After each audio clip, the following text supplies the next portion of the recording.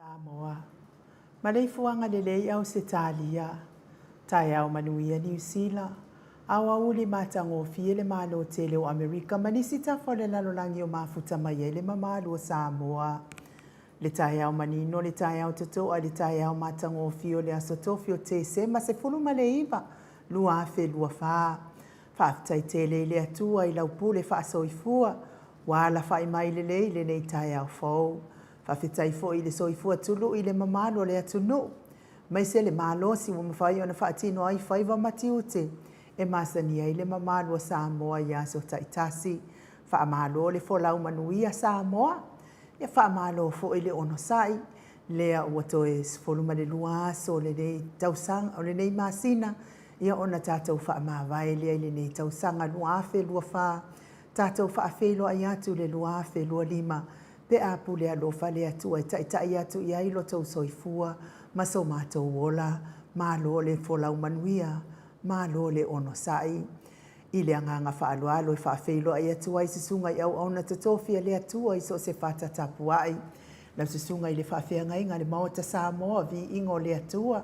Reven e sau asora vi e na le anama le whaletua ia upulasi. Sunga le toi ino le kale si alama o sato i fuata ina.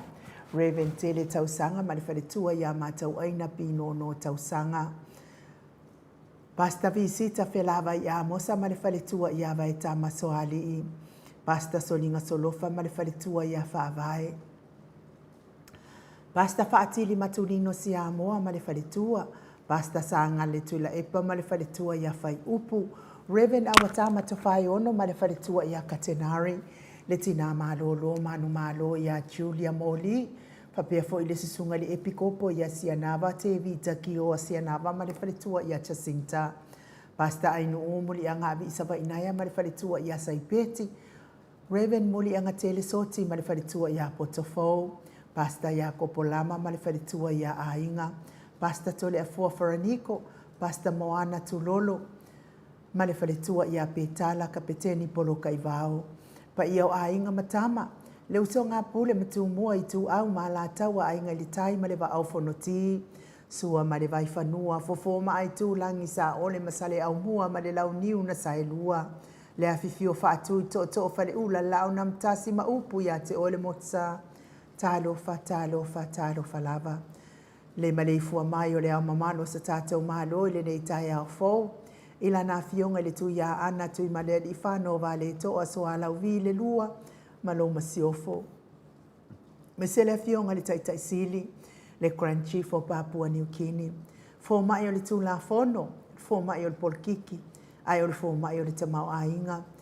Ia le tai o le vahenga whae pui ai a taua tangata Samoa. Lau sisunga tui le epa awe lua fatia lofa lupe soli ai lolo fie ngalu male mana na yoti ai ono. Dr. sa ilele mali ele ngaoi mali whalitua e mese o tupu mai e le vahenga whae pui ai a taua tangata. Professor to whamanino ai o le fo mai o le tamau ainga. Le fionga le komitu mau le kalesia me tutisi. A le sisunga fo le whailaunga whamaoni o le tala lelei. Le whaiaunga sini o le tatou university. Dr. Afualo luanga lau wha amoe tau loa manu wud sa lele tui tolo waa ma le whalitua good morning. Le whaasala uta o le ainga sātunu mafono ma le maleifua mai le nei tai au ma tango fie. Lau a fionga i le sa o le o tasua tele. Lau fionga foi maono manu seini tūwhele. Ma le whalitua ia sua Vivian Pefem tūwhele. Le superhero le tatou por kalame. Fionga i le ali whai pule le tō whare ala i le pule rimon a matawheo tupu o la whepule ai. Tu au pepe le ala i manua le ala le auloto rimoni a iafi. Ma le whalitua ia Sharon, good morning. Professor soifua maloloina, Dr. Leusa to le fua tupai sa mau take na seri ma le whalitua. Malo lava le tautua atu nuu. Ia me se tato sponsor malo si mai haua i le afionga ia lilo fotu wa manu. Ma le whalitua ia Baby Fretten ma le no fuahalo. Le fionga ia vui Nicola Wofo ma le whalitua ia Moli ma le no fuahalo mai sini au se talia whaamanuia le atua pisni si Moli. Le susunga ia Felice fiu se ni o tautolo ma le whalitua ia Maria ma le no fuahalo mai sini au se talia. Malo, good morning Maria. Malo soifua manuia whaamanuia le atua pisnisi. Me se foi le afionga ia le manu ma le whalitua ia whafangu le ala misa ma le no fuahalo. Mai me le pone au se talia, good morning whafangu. Manuia lava ngaluenga o nei tai au lau afionga le malu. Ia mai se foi le fionga ia tupa i o le vaililingi mau moa nanu ma le whalitua ia Marina ma le no fuahalo mai sini au se talia. Good morning tupai. Ia talitonu foi wa maleifua mai le nei tai au mātango fia i Samoa. Ia whaamanuia le atua i whai ngā malolonga mtafaonga i so tātou watunu pele. E ale maleifua mai o le au sina o tātou watunu ule nei tai au fau. I tamama tina mahatitua. Ia e meise o tupu mai e o Samoa. Good morning. Tuila e pawhai ai male whalitua ia maunga mū. Se umanu matamua whaalia ma le tausi ia Sinta. Lofi po le patu uma Vienna. Na nai whaumuina o le ana le tupu fia ma le whalitua ia moa nanu. Ma lo le soifua manuia ia te ori tina matua telesia se kolasi tika to'o. Whaafitai tatalo telesia. A lele matapula whapea fo i le tina matua ia seu malo fereti funga mai Alaska. Good morning seu malo. Aso vale whaalava au ia manuia le au maua i Samoa le nei baitau.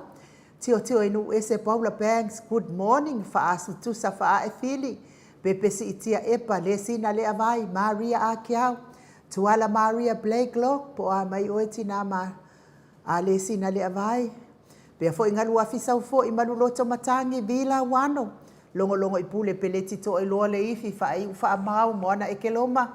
Fo keti sia moa evo ayo faiva lo salia mu popo mila ma futa mai au kilani New Zealand, good morning.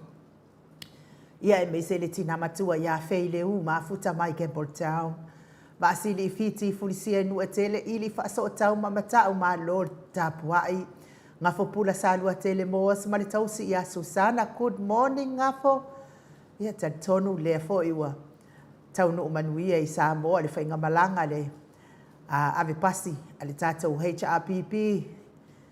Ami sini au se talia lau tala inga ngafo pula salua tele moos ma le tausi a Susana ia manuia lava fai ngoko vai sa boa ia mau i folo fa kau ko ticket te i wale ba won ton foa lau fili a rona fai ngafa ma le fale tua good morning lau fili ia me se le susunga ia to ali ma le ifi pope tuala tama le langi ma le no fo halo tama matua ia te o sa le tunai ma le fale tua ia to mata ngaru ba le ota good morning to mata se wa muli tui poloa ma le fale tua ia to a matayo Paponi i Paulo Ioane ma le tausi a Kenese.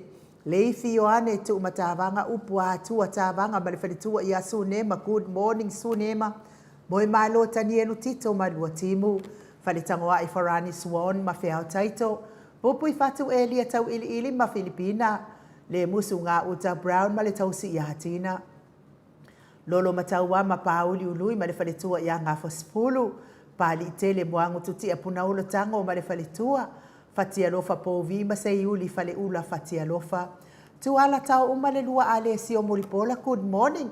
Sidia la e o kene male fale tua i ale Lovi Burtis, good morning Sidia la e.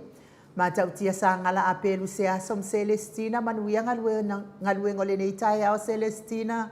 Tu au pepe yo se fasete mama koleti. Po a mailo soifua malolo ina. Sione haitang. Good morning Sione po a mailo no foto atasi. Tawe tia taafu asu a maroini. Sua pentito ma lol soifua manuia ya te o tamama tua sua. RJS TV upati lelo minga good morning. Baito vi Filemoni malefalitua. King Solomona BT Smith. Tau fa iula me king ile au pepe lome. Tupa iole vaidiningi mau moananu. Mamarina, fala na ipupupa ni pasa faapoi, mafaafu, tau finga fui mono, ma Diane, good morning Diane. Tupa iole vaililingi, faasalafa tapua i kuka le tausima le ai ngā lii, mafuta mai sangone i sawai. Manusina se te whano ma le, a fionga ia matai ati o sa faatonu ni umata, good morning matai ia. Mau salafa ono sa itu faanatu, eti mau lalo. Praises langi ayeng, seli na aling na hiol. Ia me se foi le fionga ia sala kolo kita tuala good morning sala. Maria Sione Tusa. On si whaalongo lelei Veronica ASMU. Malo e soifua manuia ia te otou. Malo foi le folau ilangi maa. Bretonia Salele, good morning mai Amerika. Ia me se foi le fionga ia Muripola Mose ma Maria Ulai. Fono i moana langa ia pele sauma good morning langa ia. Susunga ia kolisi leota ma le faletua mafuta mai i Samoa. Manuia lava le nei tae au kolisi. Toi surusulu ngau ngā tau mati elive ma whaaumu manuia le nei aso toi surusulu. Lucy pautalo se walunga ma maliu mai. Manuia fo i whai ngā malanga i Samoa Lucy. Ai mei se taua fesili a mitua na i malisi. Ia tātou iale. Ore kapua i lava taua. Ia mei se tupuola pereni se anau ma le faletua. Le vave ma Monica Pale Smith, afa Malau Brown, susunga ia vaya ma Janet Langshu, manuia fo ita, le mafuta atu i Samoa vaya ma Janet, a matawhai a Vito Yosefo ma Susana, good morning Susana, misala au malfaletua ia situila, good morning situila, moto sangele toi tu ma Anastasia Piwiva, lofi posi a moa pe lua ma Rosita, Robert Peterson, Faumuina po wesi tangi lima matania. Ni umarikau me valo ia pasui mulivai male tausi good morning. Tala inga ia le fau vautu ua ngaseata male faritua ia Lisa Solema Leipen good morning Lisa. Joseph Meafua male faritua ia Tina. Fautua le leio sia Savila ma Jenny. Ia aingi ko fa maru fewa ia male la. Ia ma wosonga fa ia ko vai ke ua ko wo mai wo. Ko mamai. Ta te o fatia lofa good morning mai na lepa Kay Charleston Kuka male faletua mai nu woti fa muina se fosione male faletua ia Alabama good morning Alabama Mika Molipola male faletua ia Filomena nga e olo Tony Taneni male faletua good morning Tony Papa Sama malo soifua manuia la wafionga lupe soli ai fa lupenga male faletua ia Tile masoilolo ane misa male faletua ia Oli Faumuina le alali au wa amale faletua ia Lita. Fetalenga le falefitu. tofa ia le muava Neemia ma le tausi ia lei tofi lau ma le faletua le auanai ma le faletua ia lina tiuli faasavalu liu ma le faletua ia faalongo felila tuu le autalili good morning sua filikari mauliuli tavai talenga ia na mulau ulu ma le fionga ia taua ale toa pele pesite tamasone good morning sai fiti sai feloi tu le epa taputoa ia feta le ata awe lua tavale ia mesele le uso ia fale tui good morning au mua pita le aututu manu lele ua ele tise manu lele ua luku Jimmy talia oa pule loto bautu ua le susunga ia olo manu usini ma le fale tua manu ia ngaluengo le neitai au olo manu ia mese fo i Dwayne so alo tia good morning Dwayne le tapua inga le kalesia katoliko sa moi ruti hio lau fetalenga le fale fitu liu ngatale to fai le taulangi Robert Stewart to le foa ia mese fo i le to fai le talenga i le taulau niu lau to fao no fia na uma mana ia ma le fionga ia sula Daisy ma le no foa alo Elisabeta i te tamausu manu ia lava ngaluengo le nei tae ao le tapua inga le sao le fionga ia tau manu pepe sopo ta fea male i tonga tuki ma le faletua ia peka paka tonga tuki ma lo lava le tapua i la wafionga le sao manu ia fo inga luengo le nei tae ao e la wafionga ma le faletua le fetala inga ia sa mau le atinga ngai ono sori tamali i timani sa mau my best ia meise le tausi au le ia mana ia ma le aingali i ma lo lava soifua manuia le nei ia so fo mai le ali fa manuia fo ile atua sa mau pisinisi o lo tautua ina isi o tatou tofi fa pele o Samoa ma le ifua mai o le matou autostusi lungo apio folinga ia fa ma meise le lungo le YouTube fa ma lo le ono sai ma lo fo i tustusi mai fa aftai fo i fa felo ai fa alo mai ia ai meise fo i la tau tapua inga le nei tai ao faiva matiu te masani ai tatou Paul Kalame nisi wala fa mai fa anoanga o no fainga malanga le maliu maleoti tawia ina ianga le leile atua ma fa fana ina o tau fina ngalo fa vau o no fainga malanga le maliu maleoti wa fia ai fo ina yo tau ainga le nei vai tawia ina yo tau maua le fia ma ia maua fo ina yo tau fina ngalo ma tango fie a wato ya so na ia ngai lungo le fonga ele ia sanga fa fana ina pea ele atua o to fina ngalo fa vau lungo le apio folinga ia le wa mafuta mai eli tau good morning ma lo lava le soifua manuia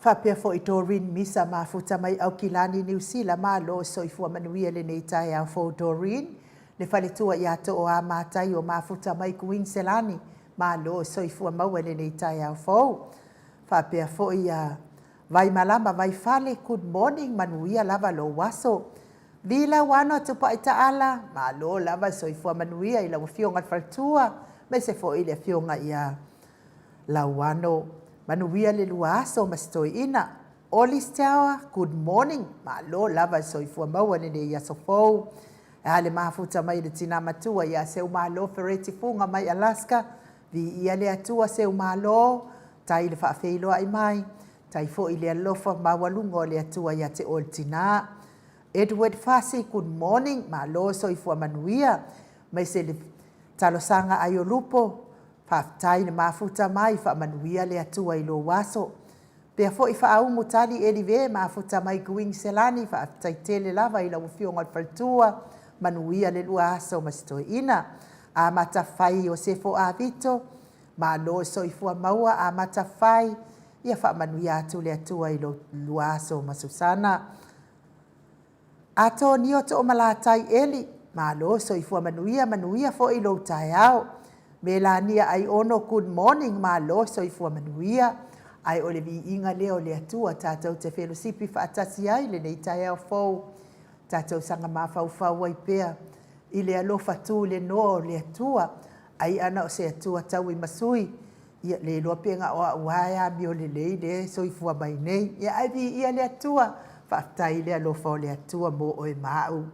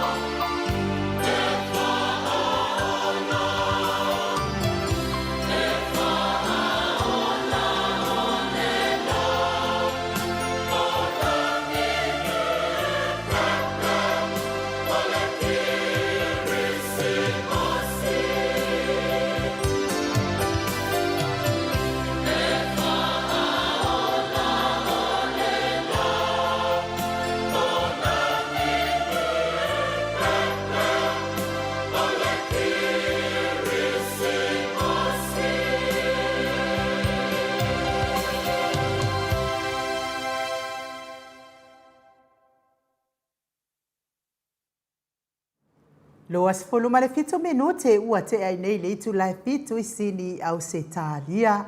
Vivi ingo le kirisi masi ta penaina le ekalesia katoliko mai taufusi. Pe ona o tau whaafonga mai ai le nei tai au. Ia ai mei se fo I le nei vai tau malona winga. Tai fo I ta penaina o vivi ingo le kirisi masi mai le ekalesia taufusi. Moli ai fo I wha malo I upu, ia wha ngai na fo I nei pese pesenga ma nei vi inga. Ia ua uma o na ala mai a Maria le pepe o le kirismasi e wha ima wha ahola. Ia a o lea ua ia te I tātou, I totonu ia te I tātou, lea nganga o le pepe o le kirismasi, tātou te wha iloa atu. Ia ma wha susulu atu fo lingo le pepe o le kirismasi. Ia e ala lea I le wha o la tanga na saunia Yesu. Ia lea ua mangalo ai ma tātou oli ai, tātou sao ai mao mali e ona o le whaolatanga na saunia Yesu Keriso, lo tātou walii, ma lo tātou whaola, ia awhai ala e whaale tonu o oe ia fōlinga, ma e le fōlinga fia, ma e le fia fōlinga ia Yesu Keriso. Ia o se kirisimasi whaanoa noa tele lau kirisimasi, se kirisimasi le fia, ona o lou fia te fōlinga ia satani ma ti Apolo, ia ai tuu fōlinga matanga o fia o le tātou alii o Yesu Keriso, ia lea tātou te whamanatuina, I le vai aso o lumanai nei, I le fia male oli mai lo tātou atua, e manatua I fo I leo o le sitoe ina nista mamatua, ia malanga mai so tātou atunu, malanga mai lale toe ina, ia wasui ia tapua inga na ia latou whanau nei atunu. Ia ua whaila ma avenga fo I lea ua se mea ua mamawhatele I le atali I o le to ina. Ia whabatulu leo tama ia o mātou le ua mātou o lai kalesia la le ia mātou kalesia. Whai mai le kalal ko inga. Awa papole fuha. Tātou o mai whai o ofu kako o. Ia o loa. Wale o skoi inga kuku whalongolongo ia whanga solo pea ia le tapua inga le kalesia.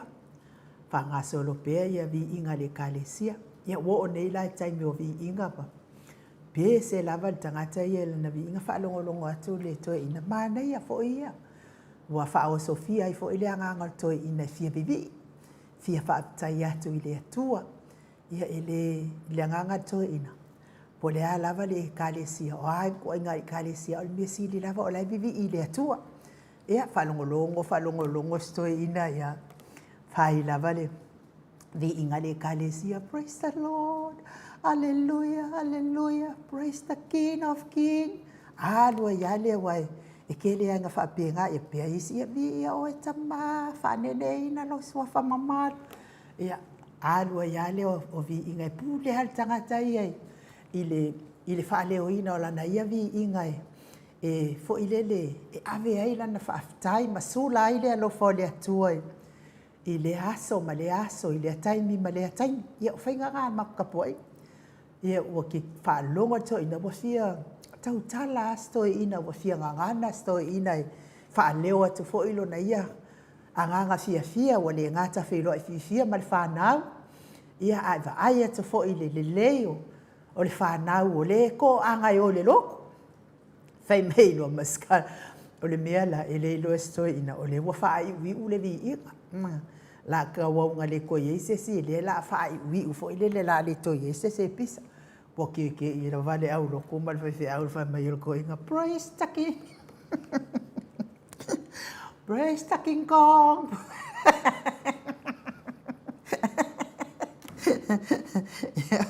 wow wow ai mai lo le o balole vi inga mai lo matala fa sia ia e fa fe lo ai atu foile tato malo asi le tai ao ye mo fa lava o to ma fa manuianga ya te mato vi ia le atua ya e fa malu lo atu lava le tato malo asi le yor ngi e ka le sia le kapua ya king kong ia ai mo o to o lo mafati ia pe ala si vai ngala le lai o worship king kong ia ai mo o to o lo mafati ia pe ngase o le tino i le tau mi ai le fala e fu ma le apple purusi o to fanga i so se maota ma so se lawa mai se lava to no maota ngase o lo tau si ai le tele o le soifua ngase o le mamalo le atunu ina i tamati na o so tuangane me se lava ina i whanau pele e whamanuia atu le atua ia te o tau o tonga ti ngā me se fo i le fionga ia vuini ko la uofo ia me se le fionga ia whasavalu liu whasavalu me se fo i se o faltua ia whaalongo felila e le o maua pea fo i o lua le soifua manuia ma le soifua maloloina ia ai me se nisi e to atele wa le maua o tau suafa a o lo fianga i pea ma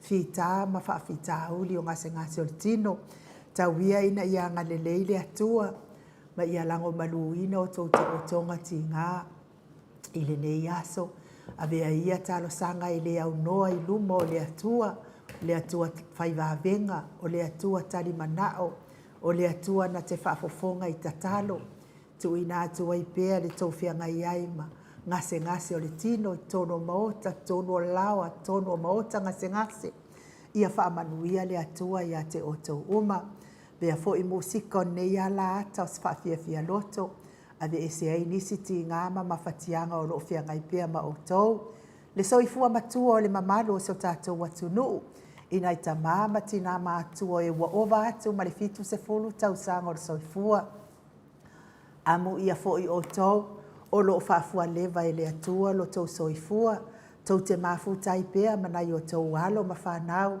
mai seo a inga wo mai masani, nuu ma fio anga e mai seo e kalesia e pei ona fia ai le nei mai tau, ia ina ianga le leile atua, ma fesoa soani atu i ti ngā, ma mawhatianga le tino i le aso ma le aso, sfo i seo tuanga ne pele le loto ma le anganga, le halo le mali atoa tau la papa, le a fionga i le fasisina ia me se fo i le niu tu tasi atua lau fionga le ota le ulua ia li i tapono ulua atua whamanuia le atua ia te oltua ngane ma lo fianga iai ma lo soifua matua via ina ia wha ato atu whamalolonga le atua ia lai tinga o le tino o lo fina ua i pēa ni nei vaitau o soifua matua pese lea wa tāpena ina le insinia ia Michael Momoli atu ai o mātou alofaanga mo o tau o malava i le nei tae ao. Spo tina matua, seu malo fereti funga mai Alaska.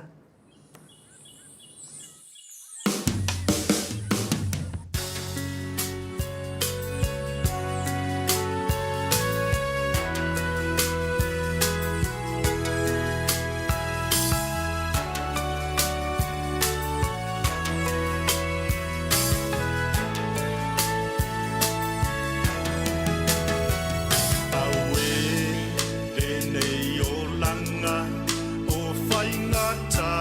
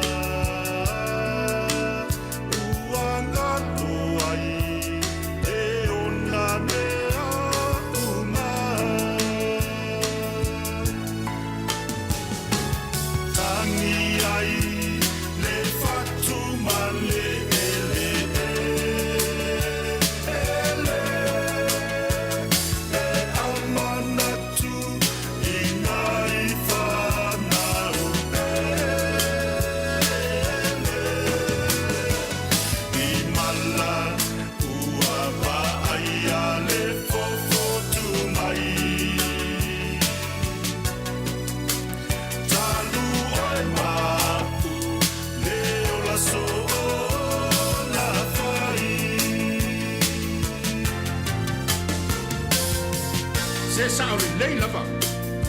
Ua tele suinga o le olanga. Ona o le malosi o le tui le nau o le whaamari eina. O le ngata i le tino, o mata, a o le whaalilia vale o le olanga. Le whaamai le nā ua a fia ai, le to tele o tātou tangata. O lava fo inisi o whanau, a whaiatu mātua, ai whaani mai le malamala. Oto, salalau, ua tupu tele.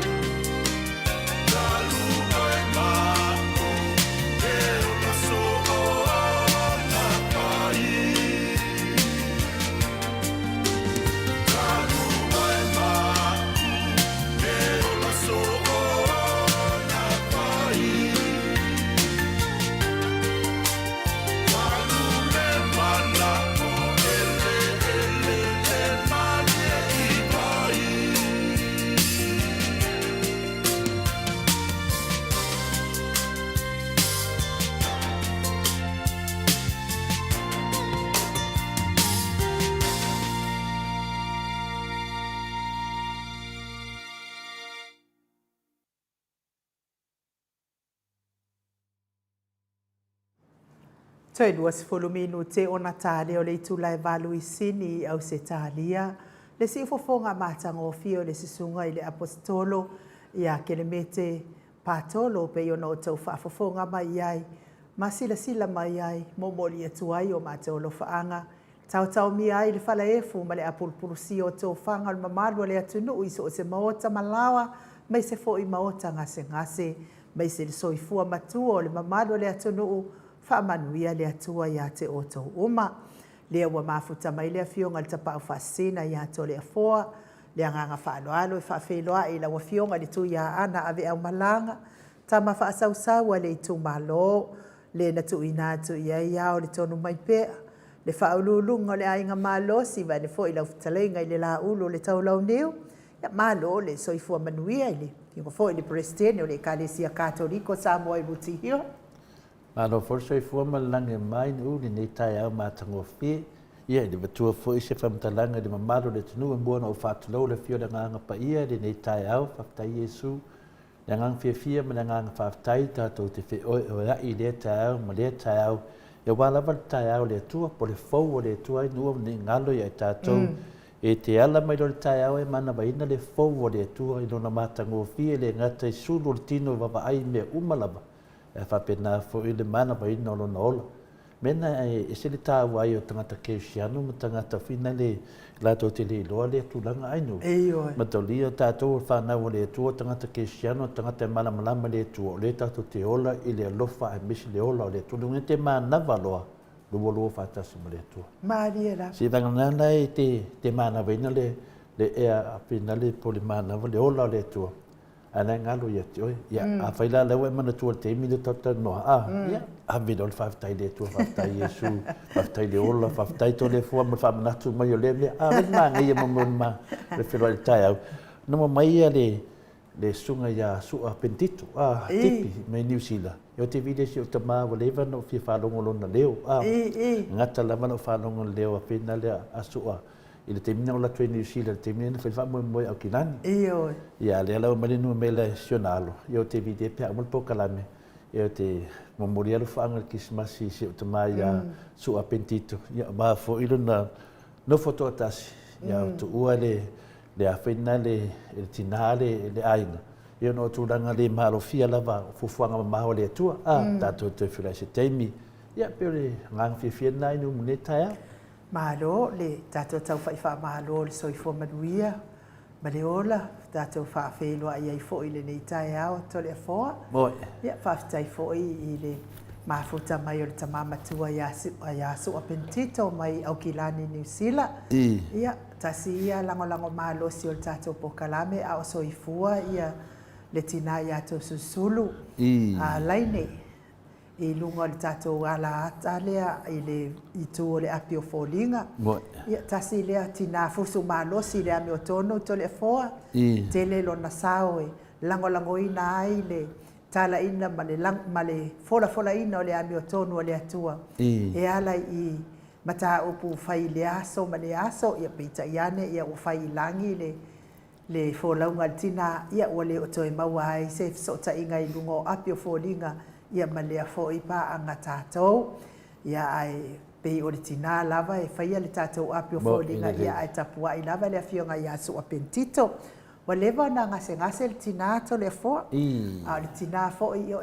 tina e te lela na tautua mo alo le atuno i sila ya la le ya o nga fataita sa matala no le ma le tina ia o le o tu ila na fanau ina yona alo fa wa wina le tautua ia ai ona o ia o fea ngai pia ngase o tino to le fo fa mo sa fa i New Zealand sa bala au mai el tina o lea ua matatongia ia lua ia ticket e taha ua tau lia fo ila New Zealand lua se lau lima sefulu latou ticket a o fua atua wa lima se lau altu pe to ina male faltua lea la ad fatua ai o tina aua te pepole o ma ua to atele lava ia paanga ma o te Samoa lea ile mafaina ma langa atu e mafai ona latou tatongia mai ia ma ticket tatou te fia faatasi ai ai aua te popole o te le na tu pe te lua le o to fenga nuenga ma to ina ia fama ia wale le ai o te faatali atu vatu la me alo famo ai o te ina vato le foi na o mai atu lungo apio folinga ia watu wale ma alo le fionga ia to susulu ia pangala vale wale tusa ia fuafuanga o le fia mana o te susule va ai mai ata ua tu so la ngona na fia mana o fa filo ai mai o le ana titilo mai ai lungo pe ngat fa ilangi ia ai le mo se pe na la le me fo isa tato ia New Zealand to atele le mamado le atu no e o mai filo ai mai to le fo fa fo yo la wa fionga te pa fasina au lo fo tangata e malingi ai lo i mata na o fa pe ala ba u ia ai anga o ka ua le fa ia ngai mea o le manai tatou pa anga i nei ma le wa tatou ia a peta ia ne watu nei New Zealand mau tangata o mata te le loa wa o mai e fe loa i mai fia pu e niata ma fa ma lo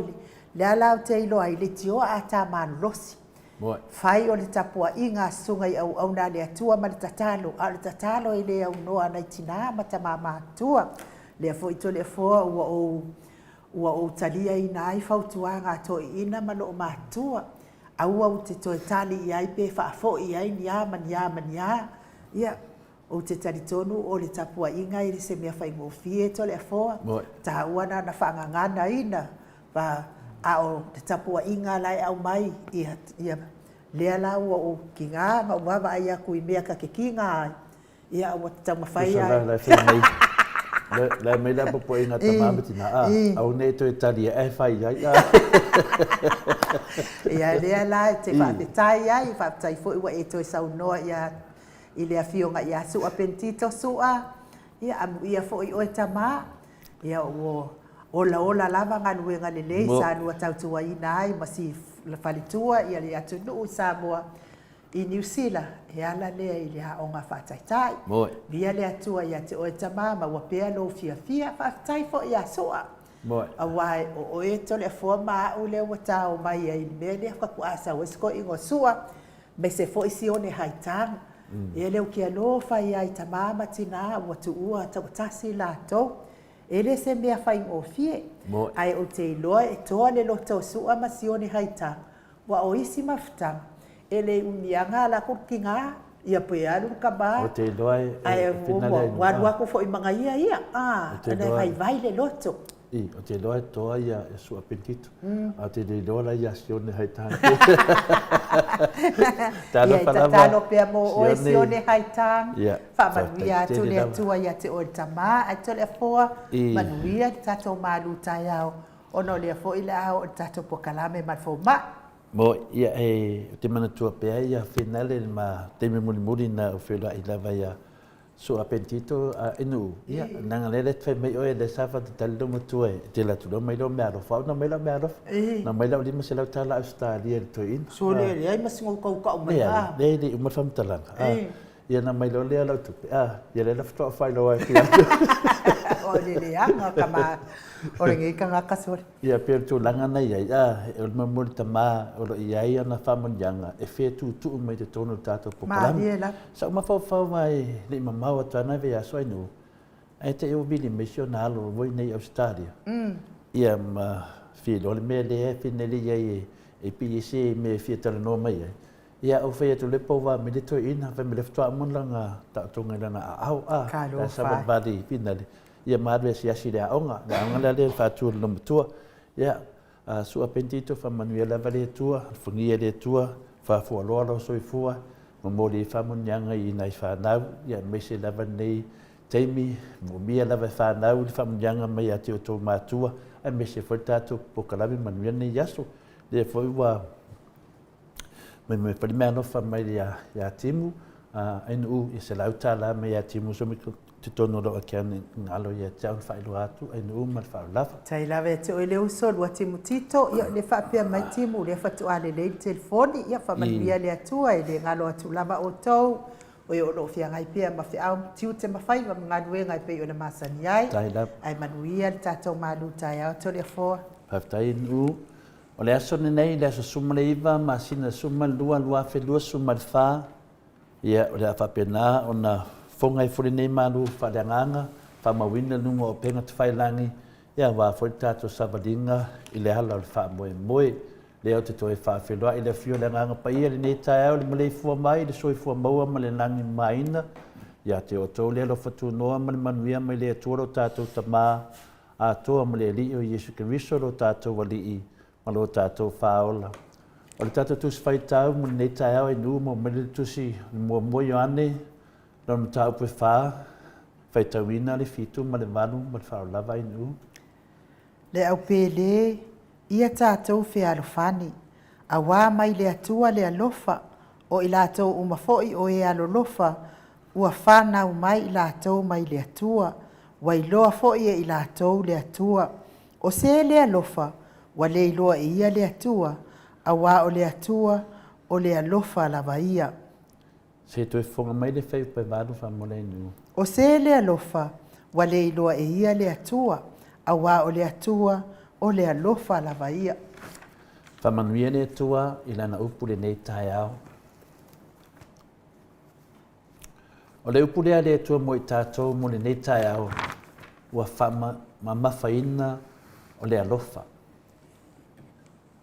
Le fiong paia le atua ua whama whaina le alofa o le atua. Maneia, tātou te tatanoa le alofa. A le nei tae au, ua whaama whaina o le atua o le alofa. A mai e leo se pesidi, a mai e whafo le alofa o le atua. E mai e whaia i tātou mana mai le tā ua o le atua o le alofa, ma whamanatu pia ia i tātou.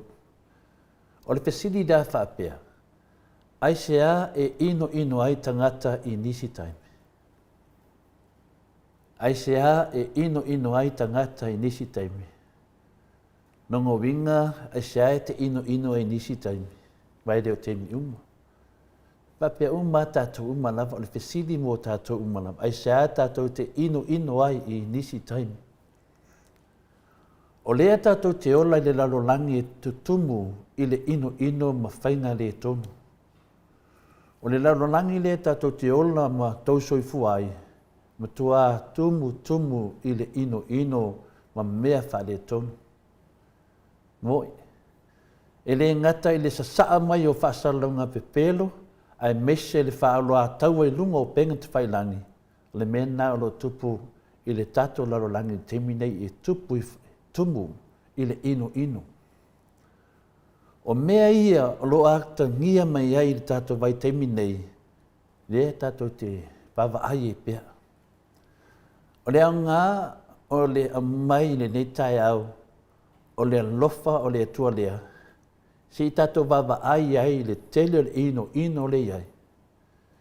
Pe whaafewhea o na tātou amai, e whaamano lo o le atua o le alofa.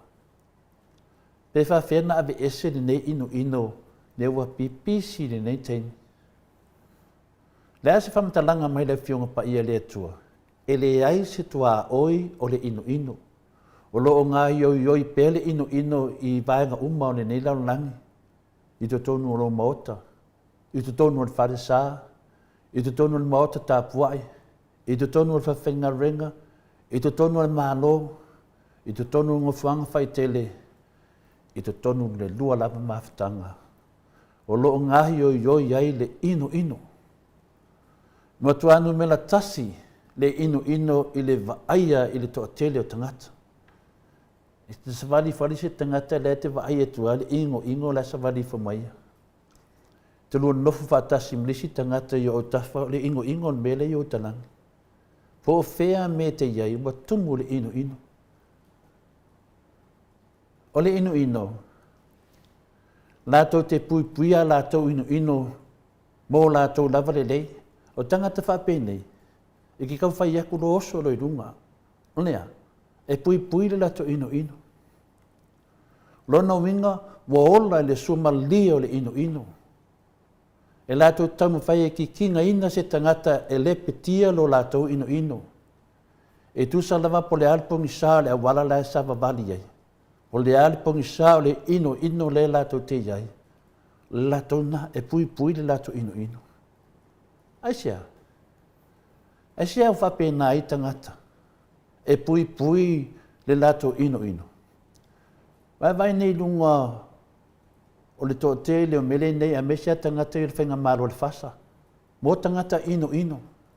Tama whai e pui le lato ino. E whapena le tūlanga roi nei. Se tangata lo nofo i au tafa. Yo tonu a inga. Sa whai mele au ino. E matau tian mea wai ei tātou. O se tasi o mafuanga wa whaatele nai le ino laulangi. Mele wa tātou iei. E mafua mai i le loto leanga. O le ino e mafua mai i le loto leanga. O le ino sa tani le tua. Na mafua ai ona o le fua. O le fua sa tani. E le aise teimi li tarwhasol Petru e sili atu o na whaalia le ino nailo le te teimi o Iesu lalo nei laulangi. O lava Iesu, matua mawalunga le ino na whaia tangata ia Iesu. Tato te manatuina le ino a Herota, le ita le nei tupu. Na ita Herota ia te ia ono le fefe ni a vea le pepe o Iesu ma tupu se aso. Mai ei me maua imo mo le loto le anga ma le ino. Nea mai tonu le whiunga pa ia le atua, tala whaatusa i le tupu leo Herota. E fefe, e popole, nei a ve Iesu ma tupu. O le langi ma lau langi, i mawhau whaunga nei tupu. E whian Herota le whapena. E whian ino le whapena mai le tele le loto le anga.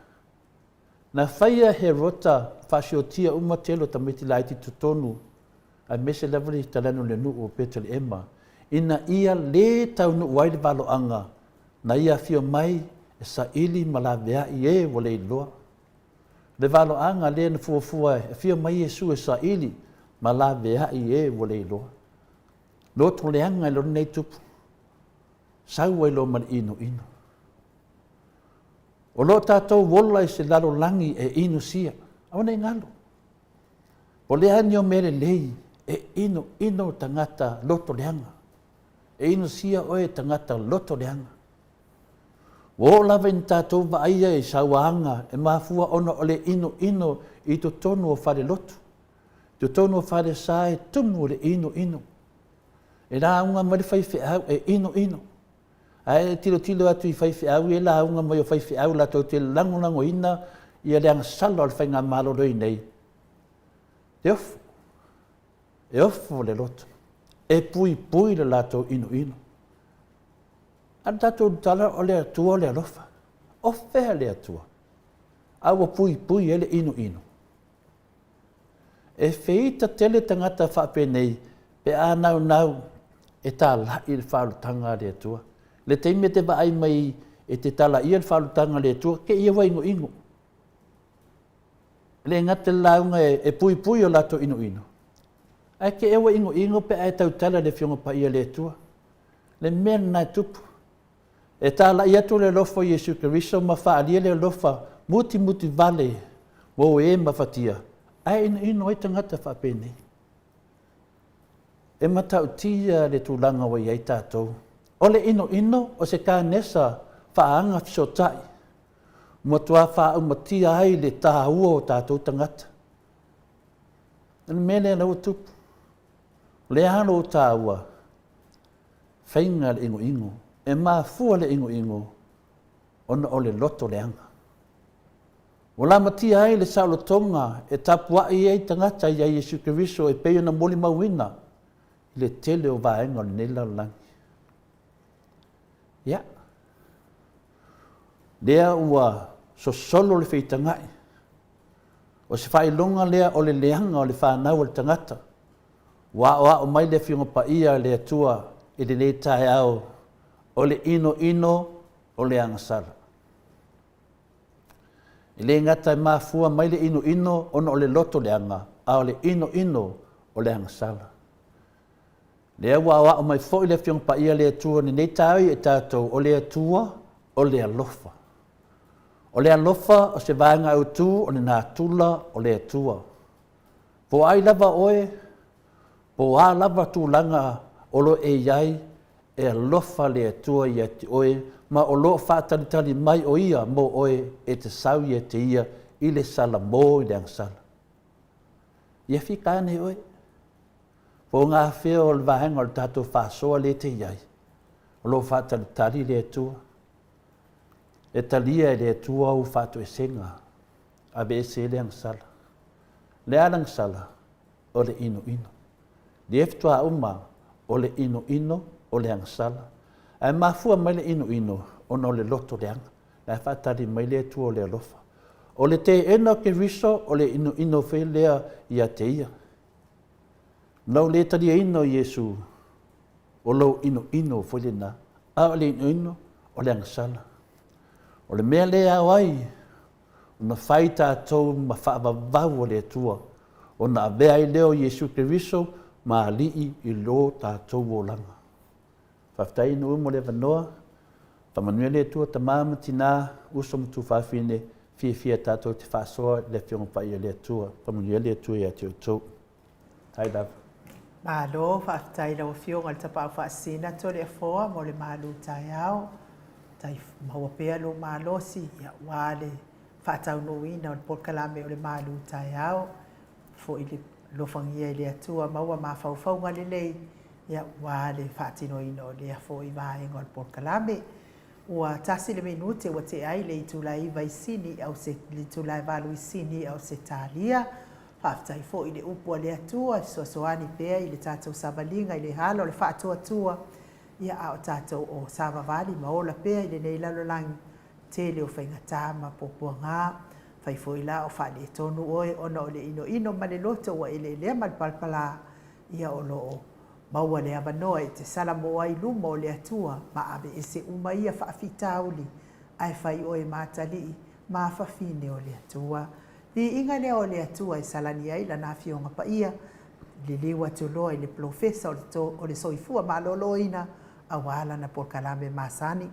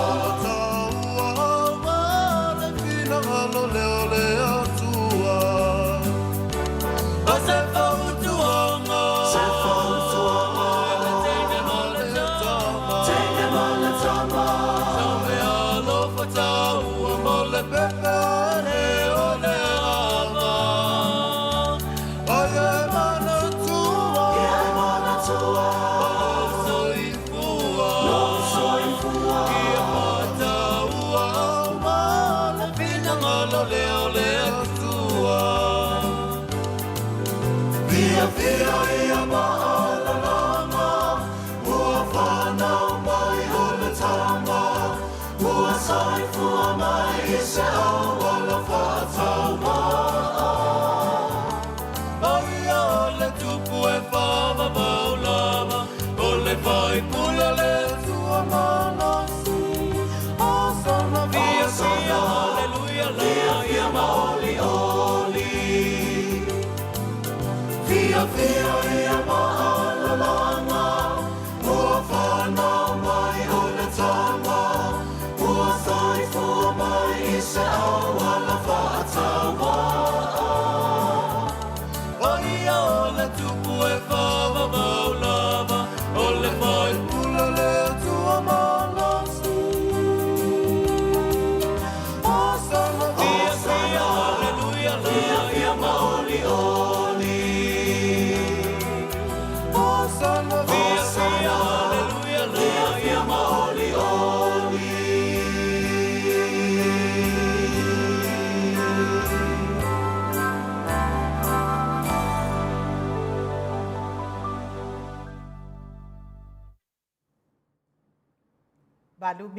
Balu minute ua te ai nei le tu lai walu I sini au se tālia.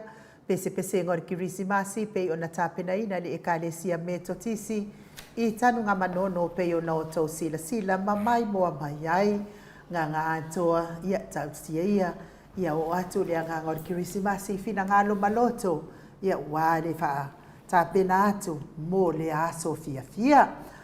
Lea ua mafuta mai le profesa o le soifua maloloina. Dr. Lea Usa tole afoa tupai sa mauta ke na seri lungo o le tatou wala ata. Lea nganga whaaloalo e whaafeiloa I la wafionga le profesa o soifua maloloina. Malo soifua manuia. Malo le folawi langi maa. Malo lava le tautua atu no profesa. Ia me se lava lau tautua I le atua. E ala I le kalesia o ala atua. I le tapua inga I le alii.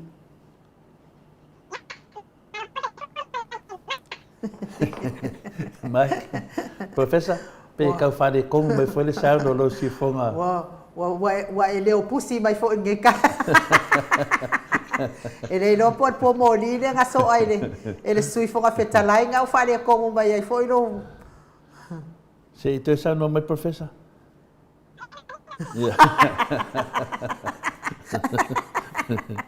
Ia sa wala o po mo li le nga so ai fo whetalai na fa penga mai lo si fo. Leo te vai atu pe o sui mai se si lo si whonga pe o le ua tana noa mai tamai pato e tolu vina.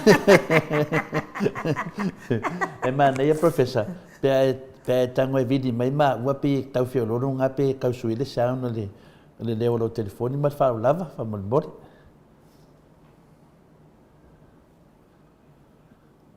Ke no ainu. E ele meu tupu de telefone ale professor soifua maroloi. Tanu ai ona ale professor vonele le na te vai ele tato fale mai. Ia no vai atu. Voto e sui ona tali vina. E lo pedaro le mai. Le la po le mai.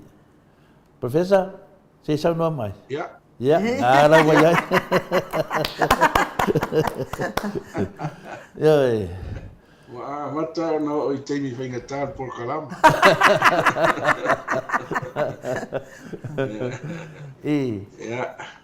Ia le wa. Ma no soi fua ma langi ma. Ia, ma no soi fua ma le langi ma mia. Ana whaaloalo lo lua sa se dua.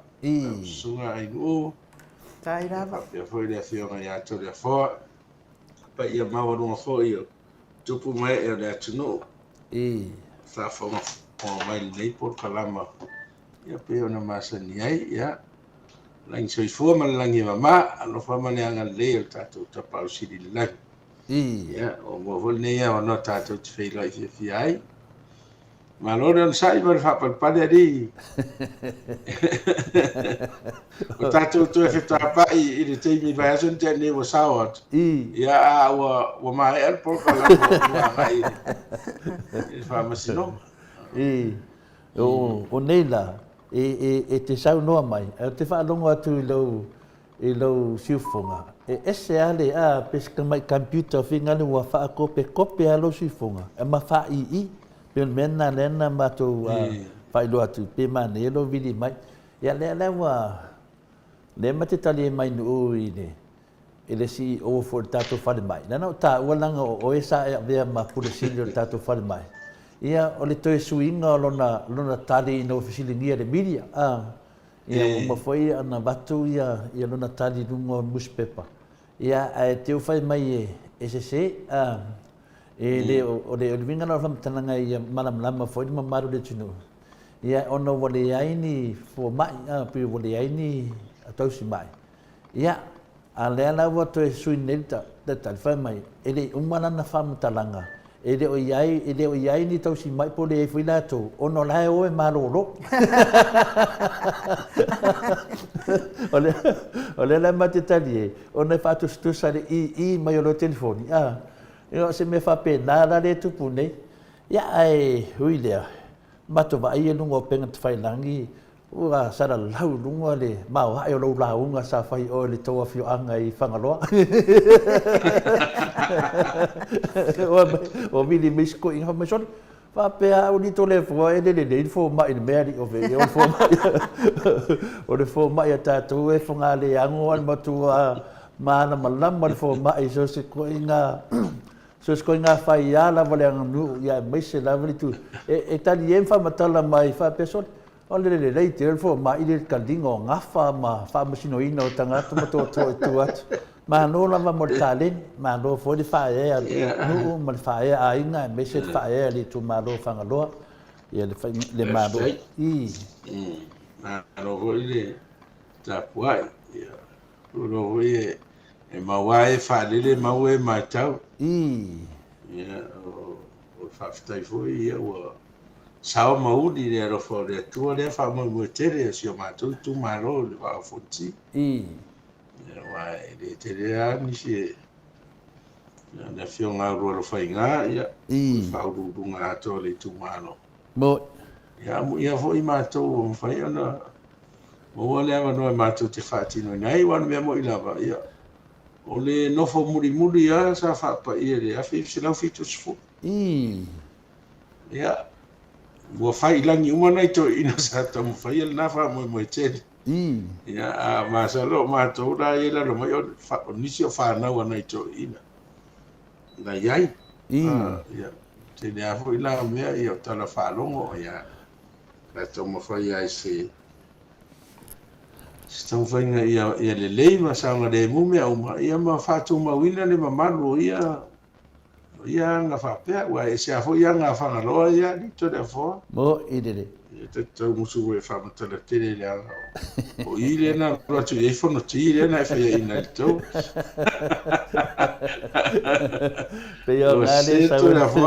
O se to le afoa ratu ia ana sau ia tua ia ato me malo ia matu.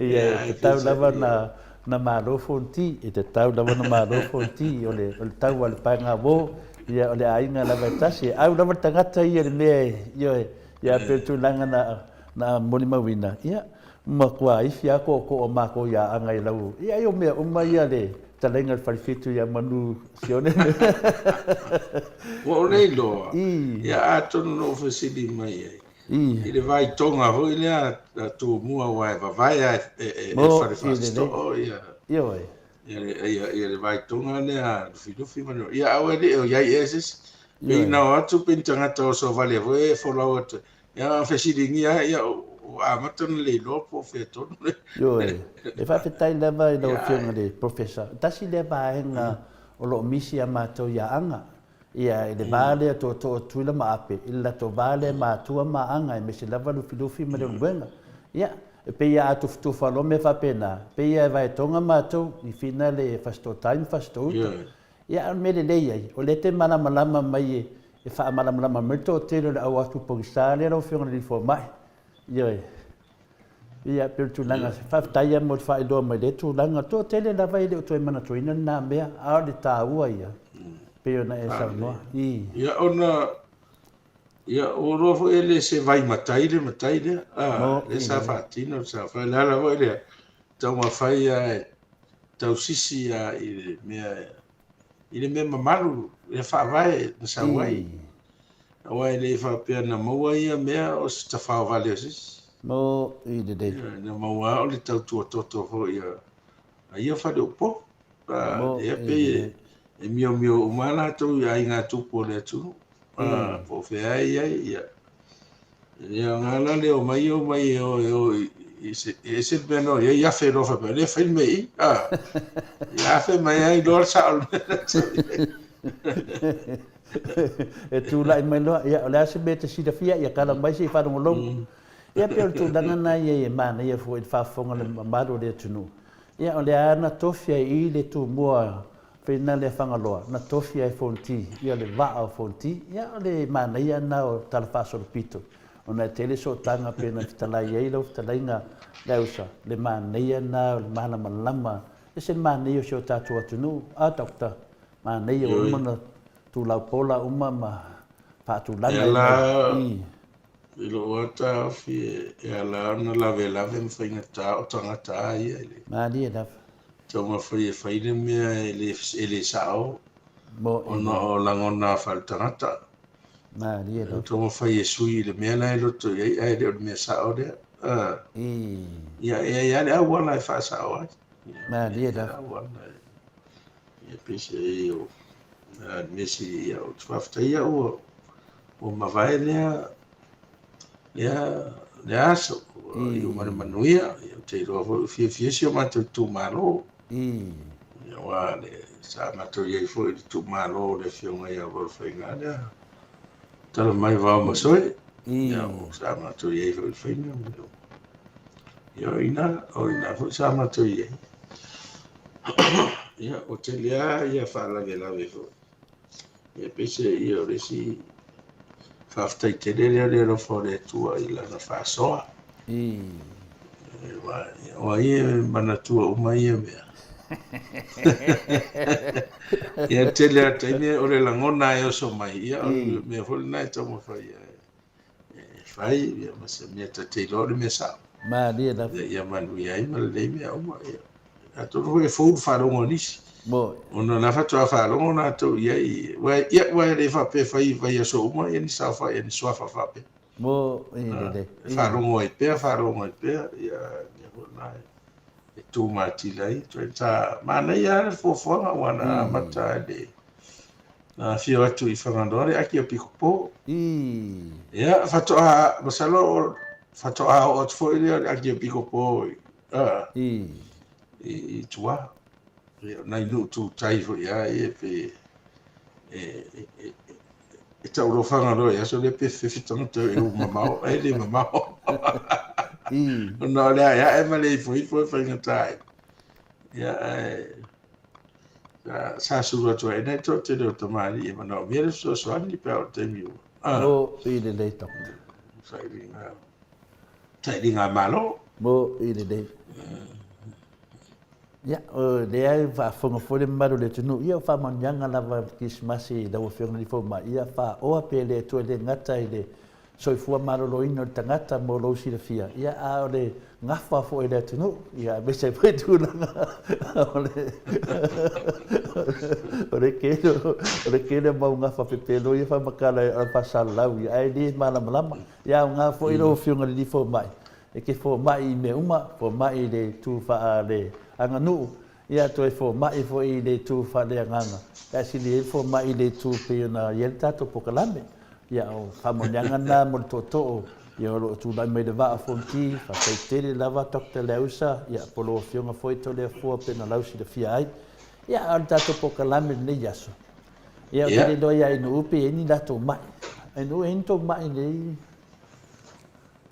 ia o te noe le o ieni mai ai o maro rosi ima mai le vasenga inu pio le mero te fia tana noe da fianga ni fo mai ona le walata mai aso fia Christmas to e nai aso fo i ona tato tu lata tato tu mai le aso Christmas fa na mai a le mero to tele tangata mari diu de aso mari diu ono tele lato mai finale tu mau ia e tu langa pe o bebela o sa moa an mele te mafofau o le fatu e finale le ngalo le tangata e le hefe loa ma avela na pusa oti so se taimi lafa nanga vinga e te sasi loa umalo ia alai ia la ta inga pe o le tulanga le ta la ta loa i le fatu lo fionga le fo mai o a unga finale mo le sila fia le tunu a me sa ta to lo isa mo a unga tama le fa no ko lo pe wa le la va ma mentoria e muni era fa le mai a oe le watu puede fa la velave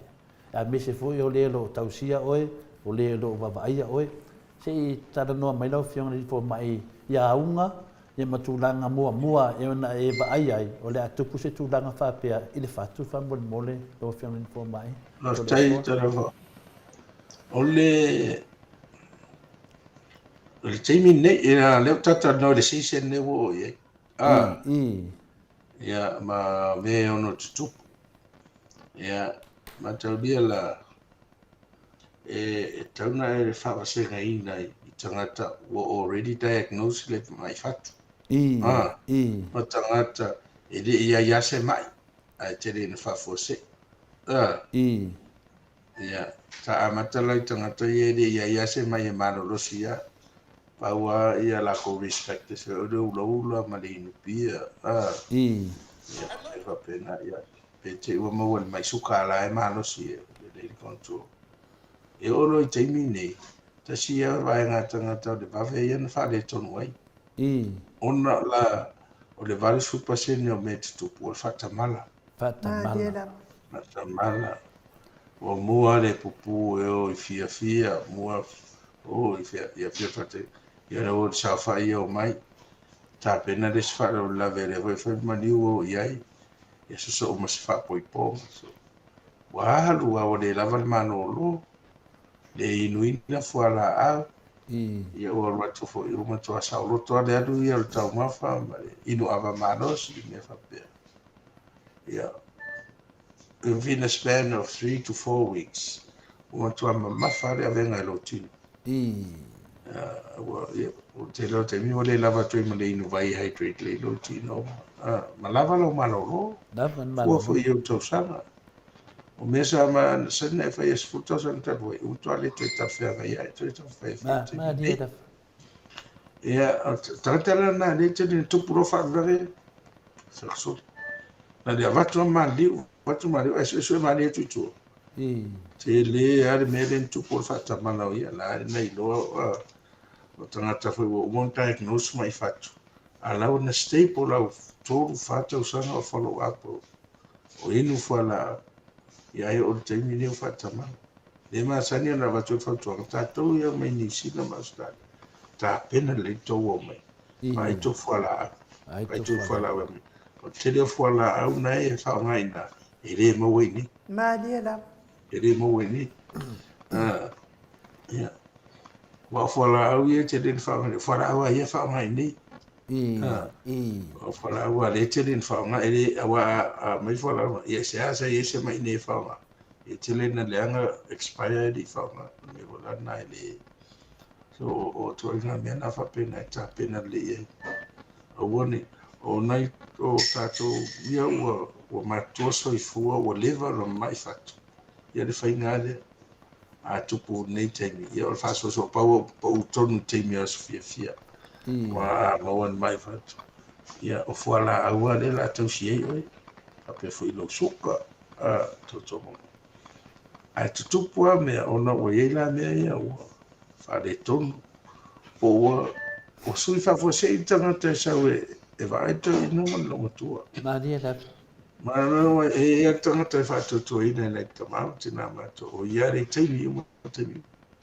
ia o se fa pe ia na o fa me langa na te rotiese e ta fantasi mai preka tu New Zealand de la sauto mai tai de sau e vai a saura tangata de ai de masani de pe sau fo ia te da ta fa me de ato fa buni me to ina ma vai te ia me va fia ta fa wa le fa to ato e o mai tu ti ai do de distance sa se lo ina le sa se o ia pe te wa te le tatou matua o inu le fala au le tai au pe alai a se re la tal se fu pe le inu no fala te me ia fala e me na ngalo me ai tu e se me o fatu ai ia por me na wa fa ona inu fa ngalo ya au fa solo na lua so ele ingo fa au lena so nga me na itia o me ma fa ina pui pui ma ni o me fa ina pui pui ya ale pero fa to tele me tu fa tamana a ti le context le la yo Sofia fia o tele me fa ye o ta to tu ya ma che nei e tu ma me fa un to sanga wa no te mi e o me tanga te ta fa Christmas mo ile de to sanga fo o fa u fa lenga o singa fea ngainga e fa poiponga ia o sao fai ia o mo mea ia o pāki e fai au fai ngā ruenga ma ia o masa i fai o e tawhau nei to lefo ia a te mia mo manas e mo pāki e resi vai ngā re uma le ako wora fai fai pāki pa e fai nge me pe se pop road foi sa e o ta o inisi fa so uma par ngala lo langi te tofu mal me inu fra mo o te frente fai ni te o ne ta dia foi ta sanga yo ta so fu e ta to ngai yo fu e ta to me fai e wa o me ande sa ta vai te o tu fai o le inu e desi tama tala vo la se mana e se inu ve inu sa ro fa se me ai manoro o le inu a pe o tau vanga ve te o le to moni pia i le vai ya me e te fiu inu pia la langi ne e uma na so na fai ya de maras ya ma to nga ona le a fa so wala fa na fa e le tai ano ona that's what I thought ya fiu si va fine tawana ya o to investe ia mena tu ia ele tau dia mo me o fala ve le ma fa fosse mai mau ele soi fu ia me ba fu me ava ia me yo le mai fatu ia pera le we sa no tau na ni aunga o da nga pe we sa vai tino o le si me vai ele ro po dan ma fu na lava la mo lava ele si me we sela si o tamai sa paria me sela ese alo falongo ia po e falongo fusi do fata pe ti nga foi le tu anga va do fata o le ste mi tata vale lo fata falo tata vale vele le fe me ia le sto se pe o falongo o ku nga so fo mo foi pe sa ki fanga ia le tutti fa pe na famta la nais ia le si me me te tango a te falongo tu ade i lo fata ve pe sawa tata yo nai me na tawa na yo fa mai si monitor tu yen machine nai do ale wa sa tele tata al fat na sila role sila wa le lava le vole mo tata ve pe na le adu la tata wa le lava le vole me sa fa foto to sa pala iro chene do tino ato ya nai me fa pena ya ma e do tata vale de pe alternativa ko e ro va sela no e fa mi no fa lo fia so al fa pena no sa te ya io non no fa se ste bo ide de ina na tu kulo mo fa le so te tawana e o fa ma e vo ia te le tara me de atu te fa fo i mai ma ia te o la wa foto a o le un tai to yo vo ia wa de ia me tu ta to o clinic so neve mato ele ese capacity resuscitate tecni mai tinga ina ba la mo tanga te ora foto o sa o foro fa mai le para o te ona na te do ele ma fai la clinic na fai ni masini vo e fa ma na vai do event le fa te e fa wa fa a te imena fa tu e mana o me fa ngai vi drugs o me ai le mo la drugs na ia te mo me stand by for emergency. For ma ya la pico. O na pito ita wa fo etali e mo mai me mana o mia e resuscitate ele mai pa fa deto. Ka lo fai.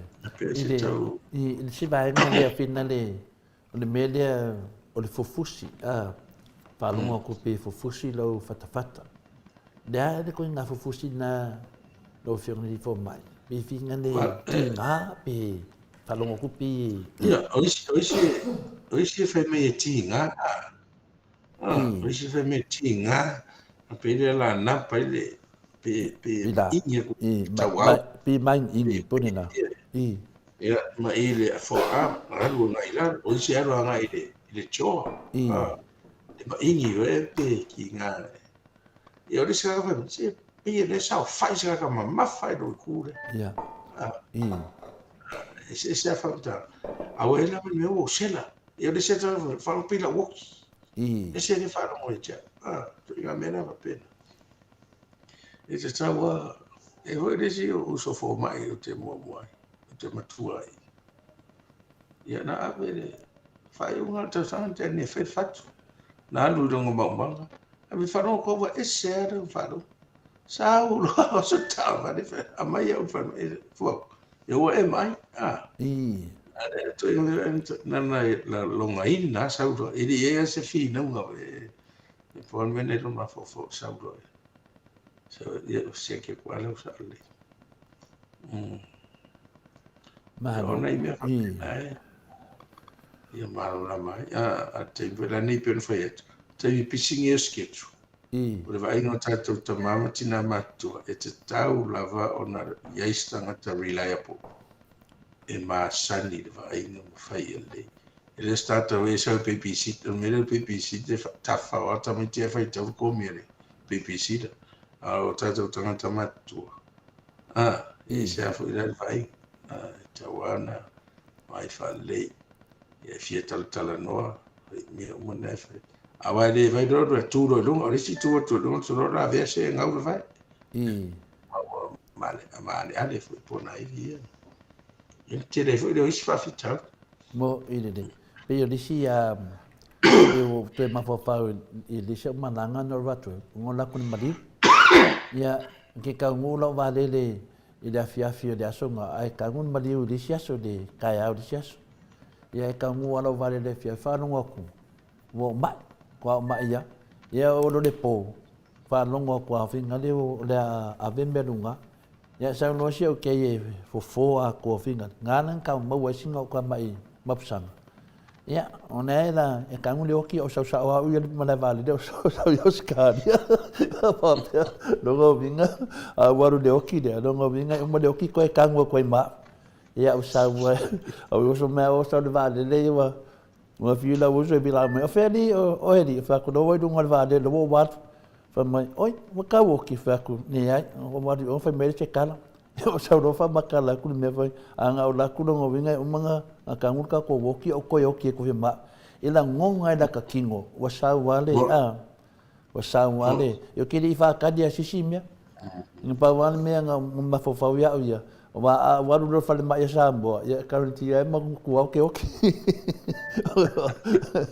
ma ki ngwa sika ma yola lenga kamba wai ka ke la ku lo uma mo ya roinga ya fa ma lo si mal mal vale ni e ki nga fa ko lo woki ai fa sa lo va ai dunga ya wangi ma so ro mi ya o le fa de ko ya nga lo waru ko ko vale le o mo e ma ya si yo ma ngi euskadia yo so lo mai le fo mai ya ma ya fa fe kaya ya lo makal va penga yo au diskanga ko adu ko nga me fa penga o le me ne fa longo ko alo fiong fo mai o fa de ko ana sa fa ya fo mo mu ole ele ya se sipito i lo tangata na o ya le se le tulo na i lo na tino na i lo o la ya better listen to your body what it na ni ya pe ya o sta la sua ya tala na to ina vele il fono veo le hago fa il fono ya almeno tu la so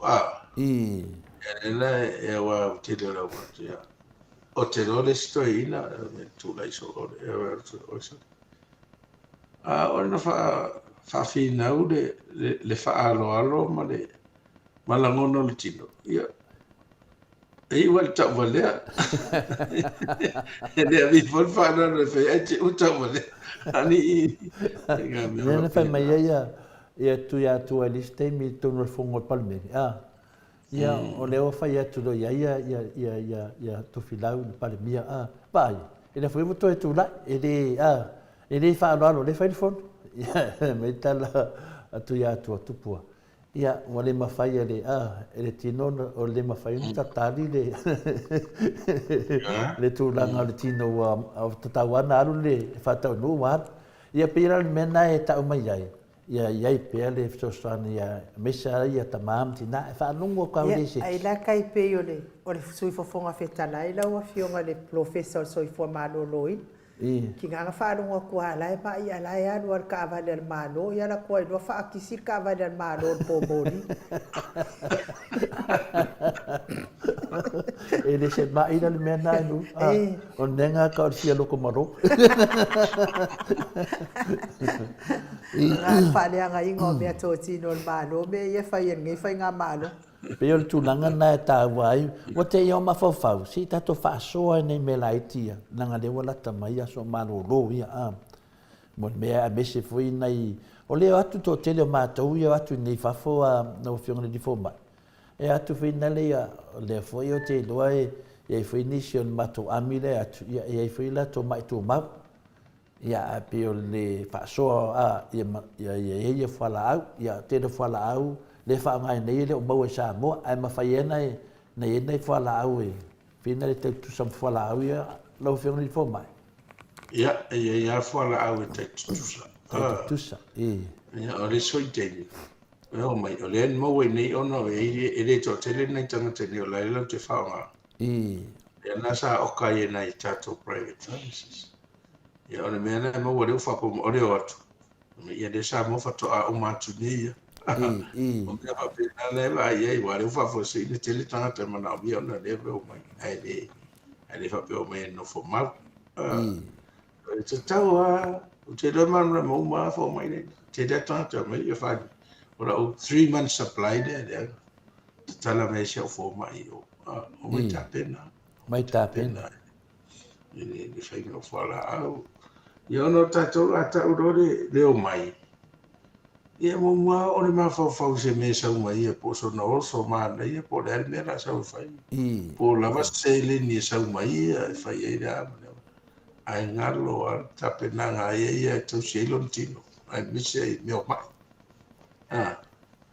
ona fa pe nga te le tato o mo le ma fa so le si ma ai ngalo tapena ia ma do ngalo ni mo pe mai le lo ia yo isi fa tu da to paule cheki ia awa mai le tau no mai na fa talia ia do fai mo e la fa na mai dunga la wata tai tu sia no te fo mai a mi se mo me tu a fo la yo te la fa mai la and carry ai lo check no cap la captain luggage re tu i dunga le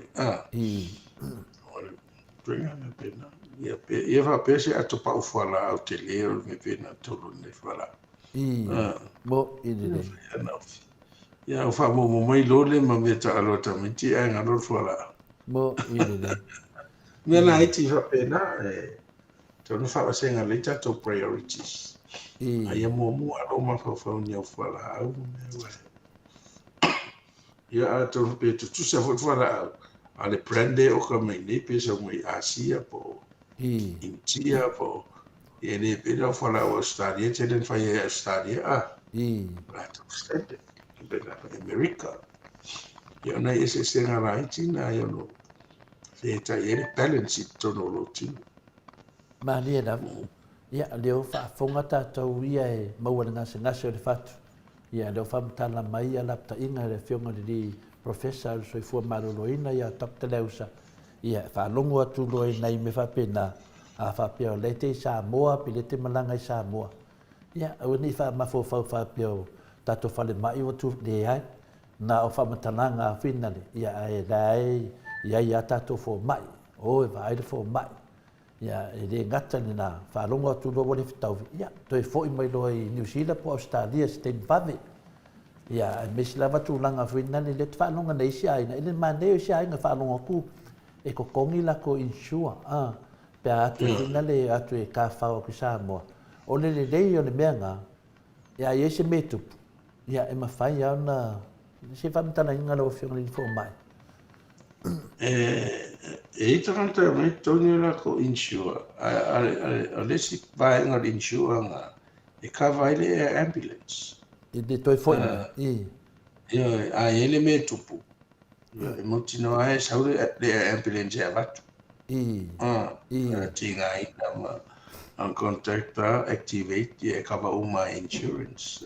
Pe ngai te dera fa ngai si lo e era to mai tinga ina. Te ua mai se me tupu nei. Ora e se atonu e fai na tanu mani to sui un foi nei. Bo i de. Te le na mai pena le dua vai aso e mo o todo le fa vai aso e me re tupu nei.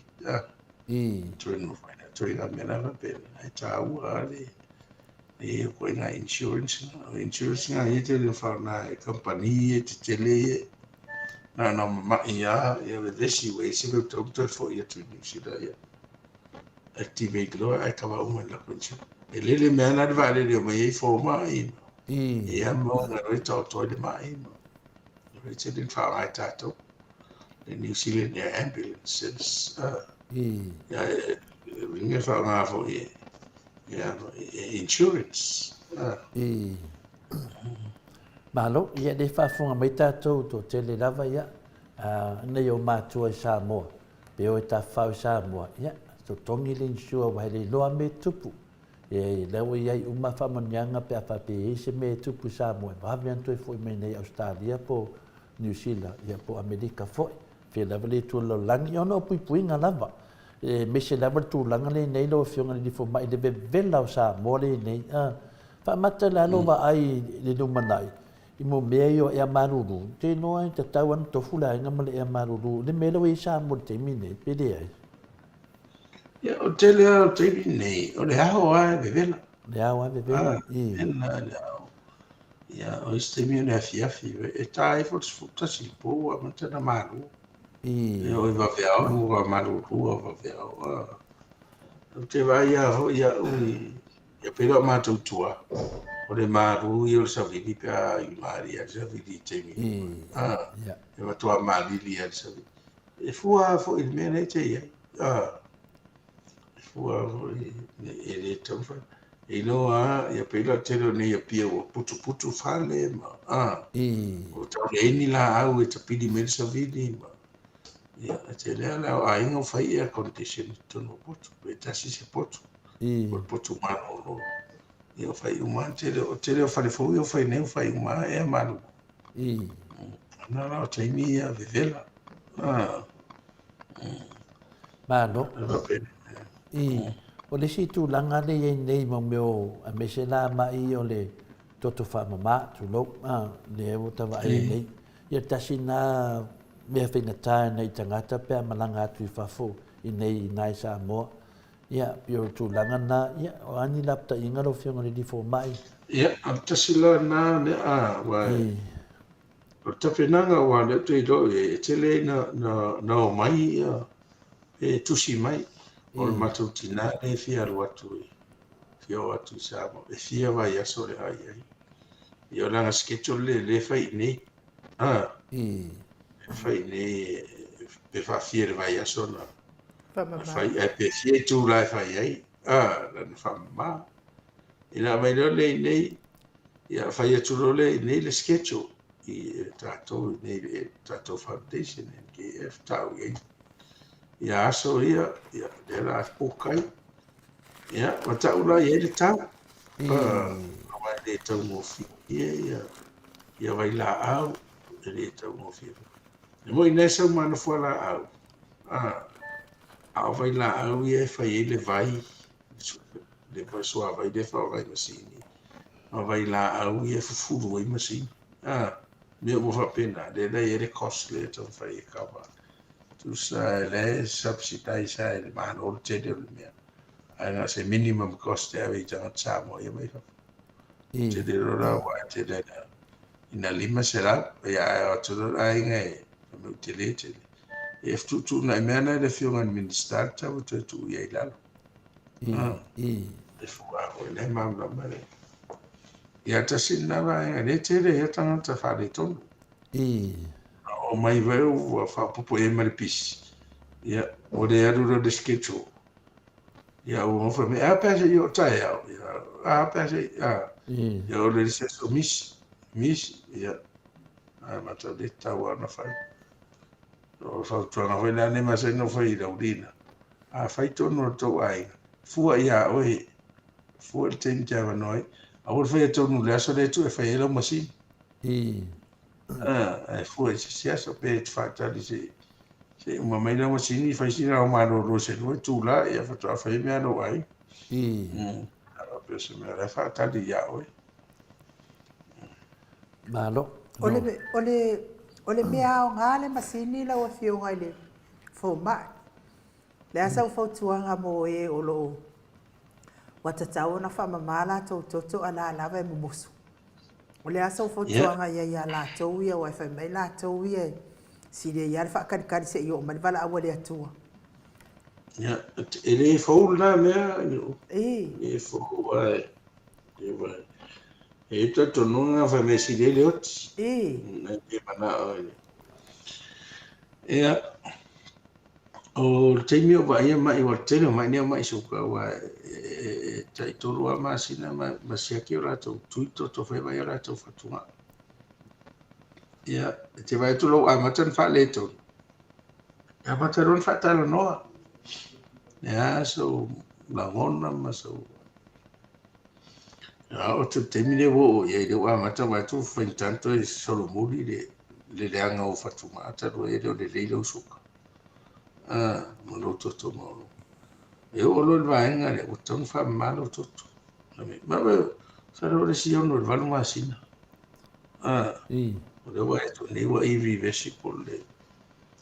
Ya fai sa fai uma e tau na fai. Ya to te le ala tangata le o mana ma me mo kalmo si fa o manga ora fa nga we fai. Tu su we fa na ya. Al te mila na masani no rifei na yabe. Te mila lai ma wan ma no si e di fama. Wa foi la todo de fama si na foi tau fa e ko mature ai e le fistula. Ma foi la lo di meta otto na fa pidio le atu ya ngai de vei. Ya te si vido le o ngai tu i tonu ai le ni la le fama ai. Le toto wa e se o le toinga. Ya watu ala lele o tapinanga umana e o fo temi fa mai toto watu sa fa tu lo e ni le tono me le uma ya ele fa pe o ya du mai fa pe na te le cases te le disfeto fa me le ai to ai o le ya ele fa ya se me tona ma di tona consent no ma di ya lu ya sa fa pe se o le fai lo fa na o vinga lo fa na o fai e fa tsala la fai lo e so to ma fa e si tenta ai ta uia a le le fa tal no to mai era mata lo si me fu io to sala te le ta e a to le no su a mata na fa tu e ta uia fai lo mo si e to mo ane si do su to sala te sai fu ai pe ma oni fai no lo masini ese ma le oti ma fa mal tot fa mal tot ai tal no ma ya out e ya se ma ru ngero ti ya to ya me pe o si me le do eta atara ye mo musu fa solo tu la ma tu ale anga fa tu ma ala ele se maliu fine mo le to inga mali Maliena. e te vai fa so what ya o fa to le se me ja fa le o no what ele to e te fa so le fa la to fa tu fa la e vera tanga to no stage to vina no e fa mal to tanga to ila e fio ro to man lo simi ko ele por foi te le au si to sanga e to mari the attitude da foi di simia towards te perne ave ele fatto to ele fatto to e pe te de tanto no ye le mani te lo sa to tai dos futto sanga fa matto nei na refinery le technique ma whainga o meni. E ata la ua masani lo lato, ia pe ia le mea fua. O tātou la ia o mai whafu, e te tau ana wawe puka head mai. Angai tele fo i nei, ia, tele o lopo, po current, uma masini wan, mea ale anga ron masini, ia wan, e se whātan se tue, repair, vai, ia sioki nga masini, sioki. A le whaatupula ia le wha ia tangata, wha matoto, le na wha fold, rua fes fu iwa whale, rua fe dus fu, ia. O te le la me wha mai tutu. Ia o te do, o le ai, e wha popo ai, i masina uma tangata e, me wha mai. Ia whai dai mai manisi mai whafu. Ia mina so e wha se lato schedule, se lato appointment. A lau fionga wo la me whaua sau noa lau fionga fōma. O le ala le umi e wha mamai le tautan to e fo i lola ia lea i le. Le malos. O isi tangata e wha life ala to. E whai ai ona o le mwhainga o ai total failure kidneys. Manga nā ua maua ni ana tau donors. Ua anu ala te uwhapea, la ua maua tangata. E match ma oi. Ina ratu rore e ua i tatou tangata whapea, ua maua la tau whatunga o. E ua i whorofsa sa, donate for ye. Ia nana ua o lai whatunga, e tas. Ale popo o lenga teri. Ato e fo ia e whailau hapet leo roso na inu me suma diema. Ma de controlling a losuk. E toi le hanga hoi kidney de. Ase e to te leo tangata. E iei tangata na iele mena, mena kau le acute renal failure. O le ia situation na rakwa. Kau runga ale wha markoko. So, na recover, amata loto e te imai tino. So le leile o whea wai ko vai kidney functions. E tu ta awhirore o dialysis. Te lela e tupu i tupu taraiti koe pena. E se mai whafua se ia na tupu wai. Shut down na iro kidneys. Le angaro. E al whaere langa acute dialysis. Angana e umanoa to e self da e story normal rani alo to e normal kidneys. A tangata la e umtua mama ia kidneys e mafo mo to tomo runga ma soka po se simia. Inga tai to vives. Madiela. Tu sala de water siala o el masin. O el masin ya de o kidneys ya. Okay. Sai me mali o life am mad. O le fa fasili mai ia mata o tustus. Ia mo li anga paiutu. Po le ale le taipe o ia le fa mama po le ale taipe o ia fa mama lo le toto. Foi per no fai atu o le mena le al forma ina GP e fai. E te sau vai lo suka mo no toto mo ma le belo le. A tolo tolo ma se sia kilo ia lo le tu lo toto. E va ai la il result na lo toto. Mengo kidney functions. E a parameters na mesha ia functions o kidneys. O lesi teime fai malau fe au ai whaapale ni anga i. Ia, calculate le lo lea. Ia na ilo ai lea. Wa ia fo ila le level le o lo iai. A matarona fai atu le woni. A matarona ta atu vai le wa matan fa le tonu me o fatuma. Tona fa ma oni to fai le lo su como no blood pressure. La va vena le anga. E to fai atu le blood test o le anga te. Ia vai le la o le stage for irreversible damage of kidneys. Fa le tu. O tau ta pena o fa malo toto e. Ale fai lo fa iuma. Toto no. Ia o nala. Ia ese foi tangata. O le tangata le abnormal mena. O sausi no to ale hanga ia. Ia na va me fai lo le. Por ana slow ai tu purosi si me fa te inga e si stava masa nesi. E sucato tomoru. Aje o varo aru talpe. Ele do a se se já foi forma. E na uma talpe ai ma isso. E o dela fatuma. E fa mai no muito. I. Ewa pena. E ngana o le pe o le whaamatoto. Le ita. O inga na ta. A watu le si a venga I dunga o fatunga. Ala o le wanga neanga ia fatunga o I ma suka. Watu ia la le dehydrate o wale lalo le wale mo toto. I mea pena. Te sira fia la wa fionga fo mai.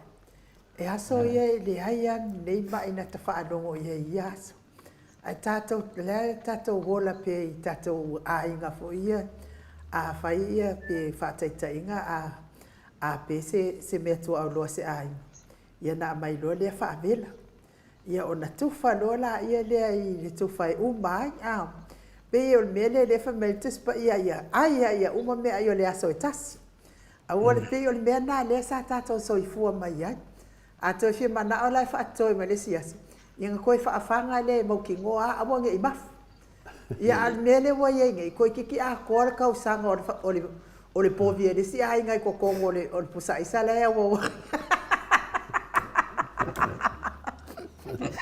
Nei lopo le mea na watele nei mo wha mai wa yenga nei lau fionga professor. Ia ona ua ilo wata watele hata umafa. Mali la. Tele ta umafa. Tele mesu mali. Wa ia so ia pe ngal kasiar company fai fangui. Te mine. Ia o la ua tu fa fo tele fangui. Mali la.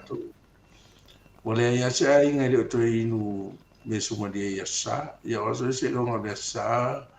To fa chino vai ti poro po sina mesu mali. Te mine. Ia wa no fa solo ato. Io ma fa solo ato le ni fe ia mai.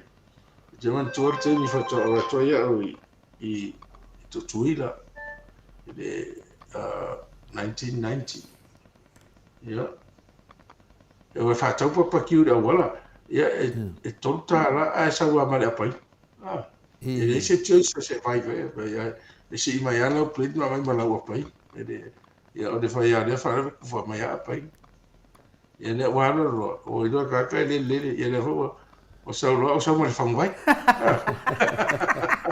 Ele shoot from when. Ja, wat pena. Ja, hotel ja o excess hotel ja. Mali la. Ja, maar so ja de winga ne tatu. Ma na o fa si dia tu le toi lo le la fa. Sa o le. Ai si dia tu ta vale ai u. So to fa se me wan e si ta vale wa fa me ai ta vale ai. Ja. Ale to o me ai vo. E ma ai. O lea e tupu, tātou atu I fui nā tātou mai nei. So se whainga ai ane atulu. E matua tele al tau mawha. Tele hui tau mawha e le o iei.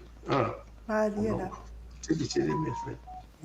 E nisi ko inganga ka ke wa ai ia au ngen kau mawha au whiong ni fōmai. Ia kau mawhakanga whai kere vingai. Ia e le kango a mai ia kau mawhare no mo o ngai ia. Apa kui kau mawha isi. Apa kui kau mawha isi e whaasasa nungo vinga. O menga lai kene ngā mau ai mai ai de o. O le matou, o le whesiri dea pio le nganga whina lau whingari fo mai. O no leo tātou anga atu I aso maro lor kisimasi. Teimi ia e ngalo ai tangata ia la tō mai tō mau. Ia e mese lava mātou ia malanga atu I whafu. Ia e disi whisilita ore lau whiongari fo mai. O le mai lea o le sela. Tēne o tangata e mai sela. Ia e si tasi fo o tamā le pokalame. Anei a tātou. Ia o la ngale mai whamatala ia tia. E o le sela.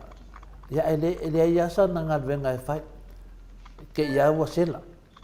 Pe lea whese me. E mafua mai se ara o whiongari fo mai. O le popole. Pe mafua mai ika. Ia pe mafua mai. Le ale koe ngā sela wha pe sosoangi whinga le mo e malanga. Whai ki kia le. Mai o langa whamakalanga I au le wanga mafuka. O le pauanga le lawenga ia. Pe le whamamama mai le whiunga ia Dr. Naseri I le whaku. E sela fo le whaku. Masalo po le mela e mauenga ia o le sela le whaku. Le a ngā koe ngā me whape ngā lau whiunga fo mai.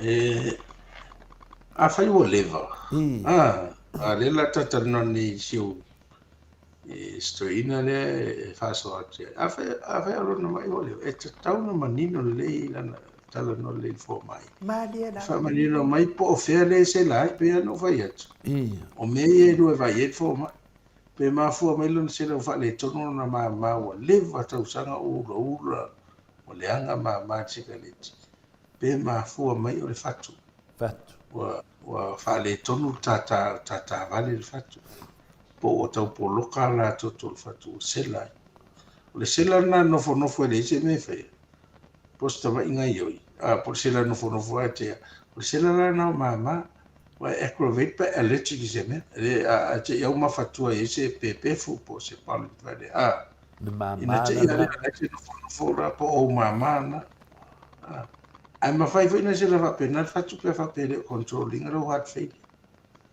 se to mai ngai yo ya e se so me na tauna ai le o te lo a foi na o fio lo no wina o la fe tawin tala fe ngai no fala o ne ai era fo mai ya mata pena e te tau lan tala no fo mai o te atu cha mo e fa lava ma to ai ngai fai te fiar tau no wa se mai lan ya foi la le umi fa so ma ya tau sau mana fala au ya to le fala ai o ho ni musu pa pe le ma we ni o wa ni se on na mo ni o ni se le ngona me fa ma o le la ma we ni le ya no sa wa mo ta pena ma ya we ele fa no ai fa pe nga ya tu la ngore o se la o le fatu se la uta ta vale il fatu le davali o che se ne tu le metto tu fai ai te la foda ne se da io mama o le davali exchange o che se ne met fatu mafia fiat mo mio wow tissu sul fatto fu o le anga io de o mama o le anga sigaretti o le anga sigaretti non si è di Europa ana ia le saunoaga lau fioga le profesa mai fa pena fo ia le mea sa o mawaia o ia i kaiming ki ngā i o tūt. Pe o se abenga mamafa fo ile le yata i taimi la tatua i lunga i le ki ngā. Ia ngaska mai la ape luangi la akorungi la afa alonga kula au kisela. Ia a lea la ua umana tonga fitituli. Ia ua le to ia se mea fa pena o malosi masalo ai o le fa atu o le loto o le ti ngā o le tuli. Atonu fo i lai fa pena fo i ia tama ia atonu fo i o ia se fa fita uli fo le oso lo na sela lea ia ana fo i ia polo no winga polo na fatu sa o ai lau sa no anga ia e tate alofa i nei tangata e mau le fa mai le o le sela fo i na fa ititi ai fo i le soifu o lo wa ia lo miti ia ona la o lo miti o le ngalue ia o lo tinga o tinai i launa o langa e wha na pe pasikareki i le tae au, i le au. Ai tonu le po, ku whaakasi la ua fiku. E ma i le aso e tasi, e ma fua la ona tonu le po, le anga o le tele o le siva e le po la e moe ai. Ai pe ie, ia lea lawa o ne na soifua matua. Ia lea lawa saua i le sela lea pe o le e saunoa lawa fionga. Ia mai maa ue pe anga wha pe, ka ke wha, mai ia lo sela se i o sela kuai ai. Ia alfala be la ia e alu lava le ngase o tangata ia i lona le tausia lele i lona soifua maloloina na fionga al foma faafetai foʻi o le vaʻi atu le tatou taimi ia faafetai lava mo lapataʻiga e au mai pea le mamalu o le atunuu ua o nei lava mea ia e ono oo ai le maliu ua toʻatele le tagata ua maliliu ae leʻi oo i aso e tau ona maliliu ai ona o le faatamala a o lea ua faalogologo foʻi le mamalu o le atunuu i fautuaga mai laua fioga le profesa ia tauia ina ia aogā mo e o loo gasegase ia mai mai ia le kalalesi lo makua pe aika e oki le vale leʻi oʻioga aso o le valea o le mea la mea ia leu faalogologo i laulava gagana sa moa i fautuaga mai laua fioga le profesa soifua maloloina Dr. Leausa Tolefoa ia tatau ona talia fautuaga ma mulimulitaʻi ai ia o lea foʻi mo le faamamā o le toto toʻatele tagata e mumusu ia A o le whaamama le toto, e toi whaapopo ai si tausanga i tele. Mafutai oe ma le a ingai. I le nei lano langi o tātou iai. Ia e whai eile leo ai nu ma whonga tau mori mori o le mamanu o le atunu. Mori atu ai le whaafitai tele la wafionga le profesa o na o tātou mafutanga. Ia whaamanuia tele le atua i la wafionga le profesa. Maua pea lo soifua malolo ina wale tautua ina le mamano le atunu. Wale ngata i Samoa lau tautua a le ua o mai tu e fio le lalolang. O e o lo langona ina lo si ufonga e ala le tatou porkana menei. E ini si mea ele i o iei lau tapenanga ma lau sa ilinga le ufa le atua ma whaupopo atu. A wala ma le tonga fitinga o ngase o le mamano sa tatou atunu. Foi le langona la wafionga le profesa o ia o le vaiaso o lea la saunei o aso fia o le kirisimasi. Tonu fo ia le amalolo o tatou porkalame ma la wafionga i le astofi. Ia o aso tonu lava na o whai ngā mea alofa o le kirisimasi. Whaamanuia le atua ma wa se kirisimasi fia ma se tausanga fau manuia i la wafionga le profesa. Whalitua ma le ai ngāli. Pe alofa le atua i momoli atu lo soifua i le tausanga. Ia ma le tatou mafutanga. Ia o te talitonu o le tausanga fau, ia o le amau ai se mea alofa mai le tatou maota Samoa mi ingo le atua. Mo la wafionga le profesa, ona o le tatou mafutanga ma tatou pokalame. Ia e tausanga lava fatu awa, talo sanga i le mamalo le atunu. Ia o ilo fo ina wa ia fio mai ma e soma i nei. E le ai lava ni tupe ato le afua ma inu pau lava le mea o le whaonga o le la soifua. E o fo ina atu. Tautua ai le whaafonga anga ta mama tina matua o e fia tatou pokalame. Ia e watu le awa noe te wha soifua mai ai le mamalo le atunu. Ia ma e whaamanuia mai le tausanga fo ma le kirisimasi. Ia ma tatou tau mawai ai profesa.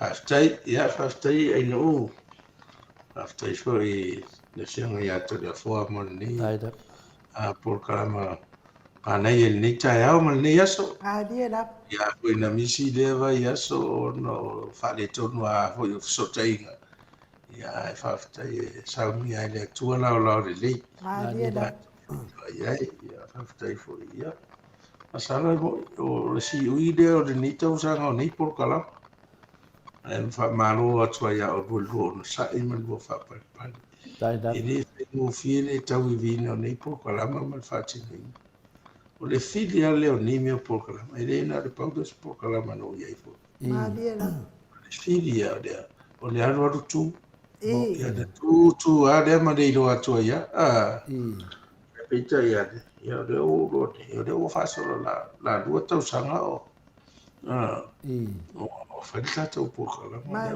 Mariela after te ya o rua after lo rua o sai after lo rua na tu le fa mai no foi de tua e au nei va hena longo i no tatu o tu no wala le pa ia ho i mane malu tatu po kalama la fa me se o tu tinama tama tua ya ma no fo la ma no on sai ni to sanga o te roto te le fe ngai ma ti nga ma mafatianga o mai o tino. Mariela. E a se fo mai sidi na le tuol fo mai sidi. Mariela. Mo wai le mapusanga fia. A mo wai fia. Io. E wala le fa ma venga ya o to uma. Mariela. Io pa tu. Ya. Tato sir tato anga tu le vai aso. E mo le tu fo i fa manianga mo to uma. O mo ki visimasi.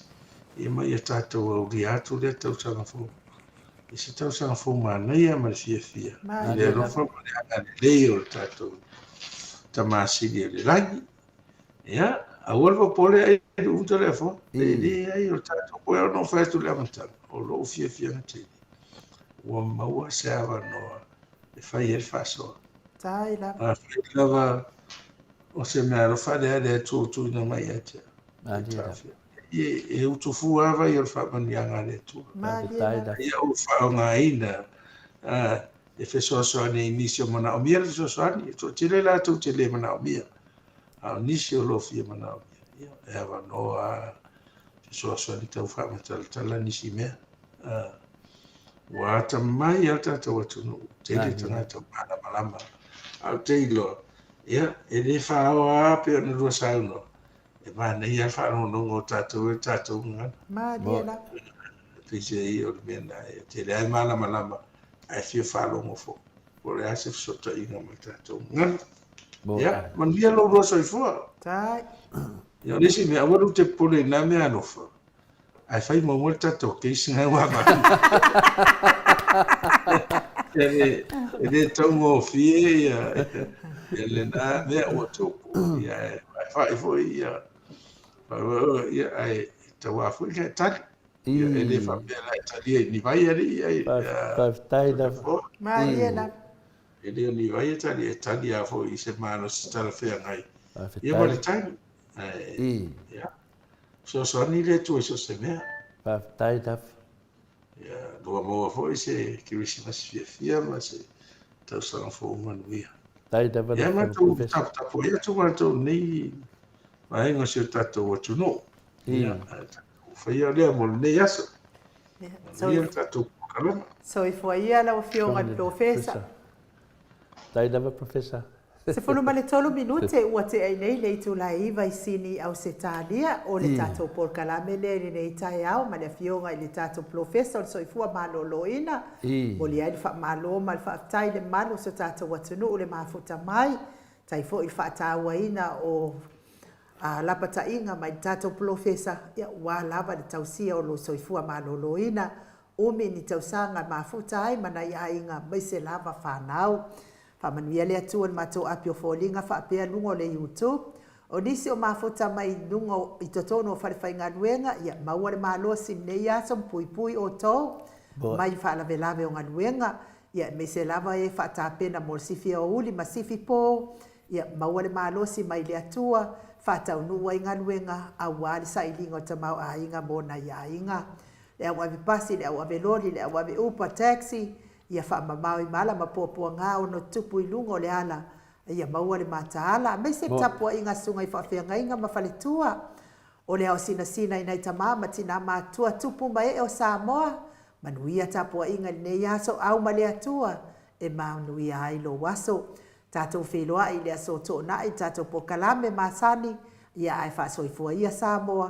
Mai le maota Samoa vi ingo le atua i sini o Setalia.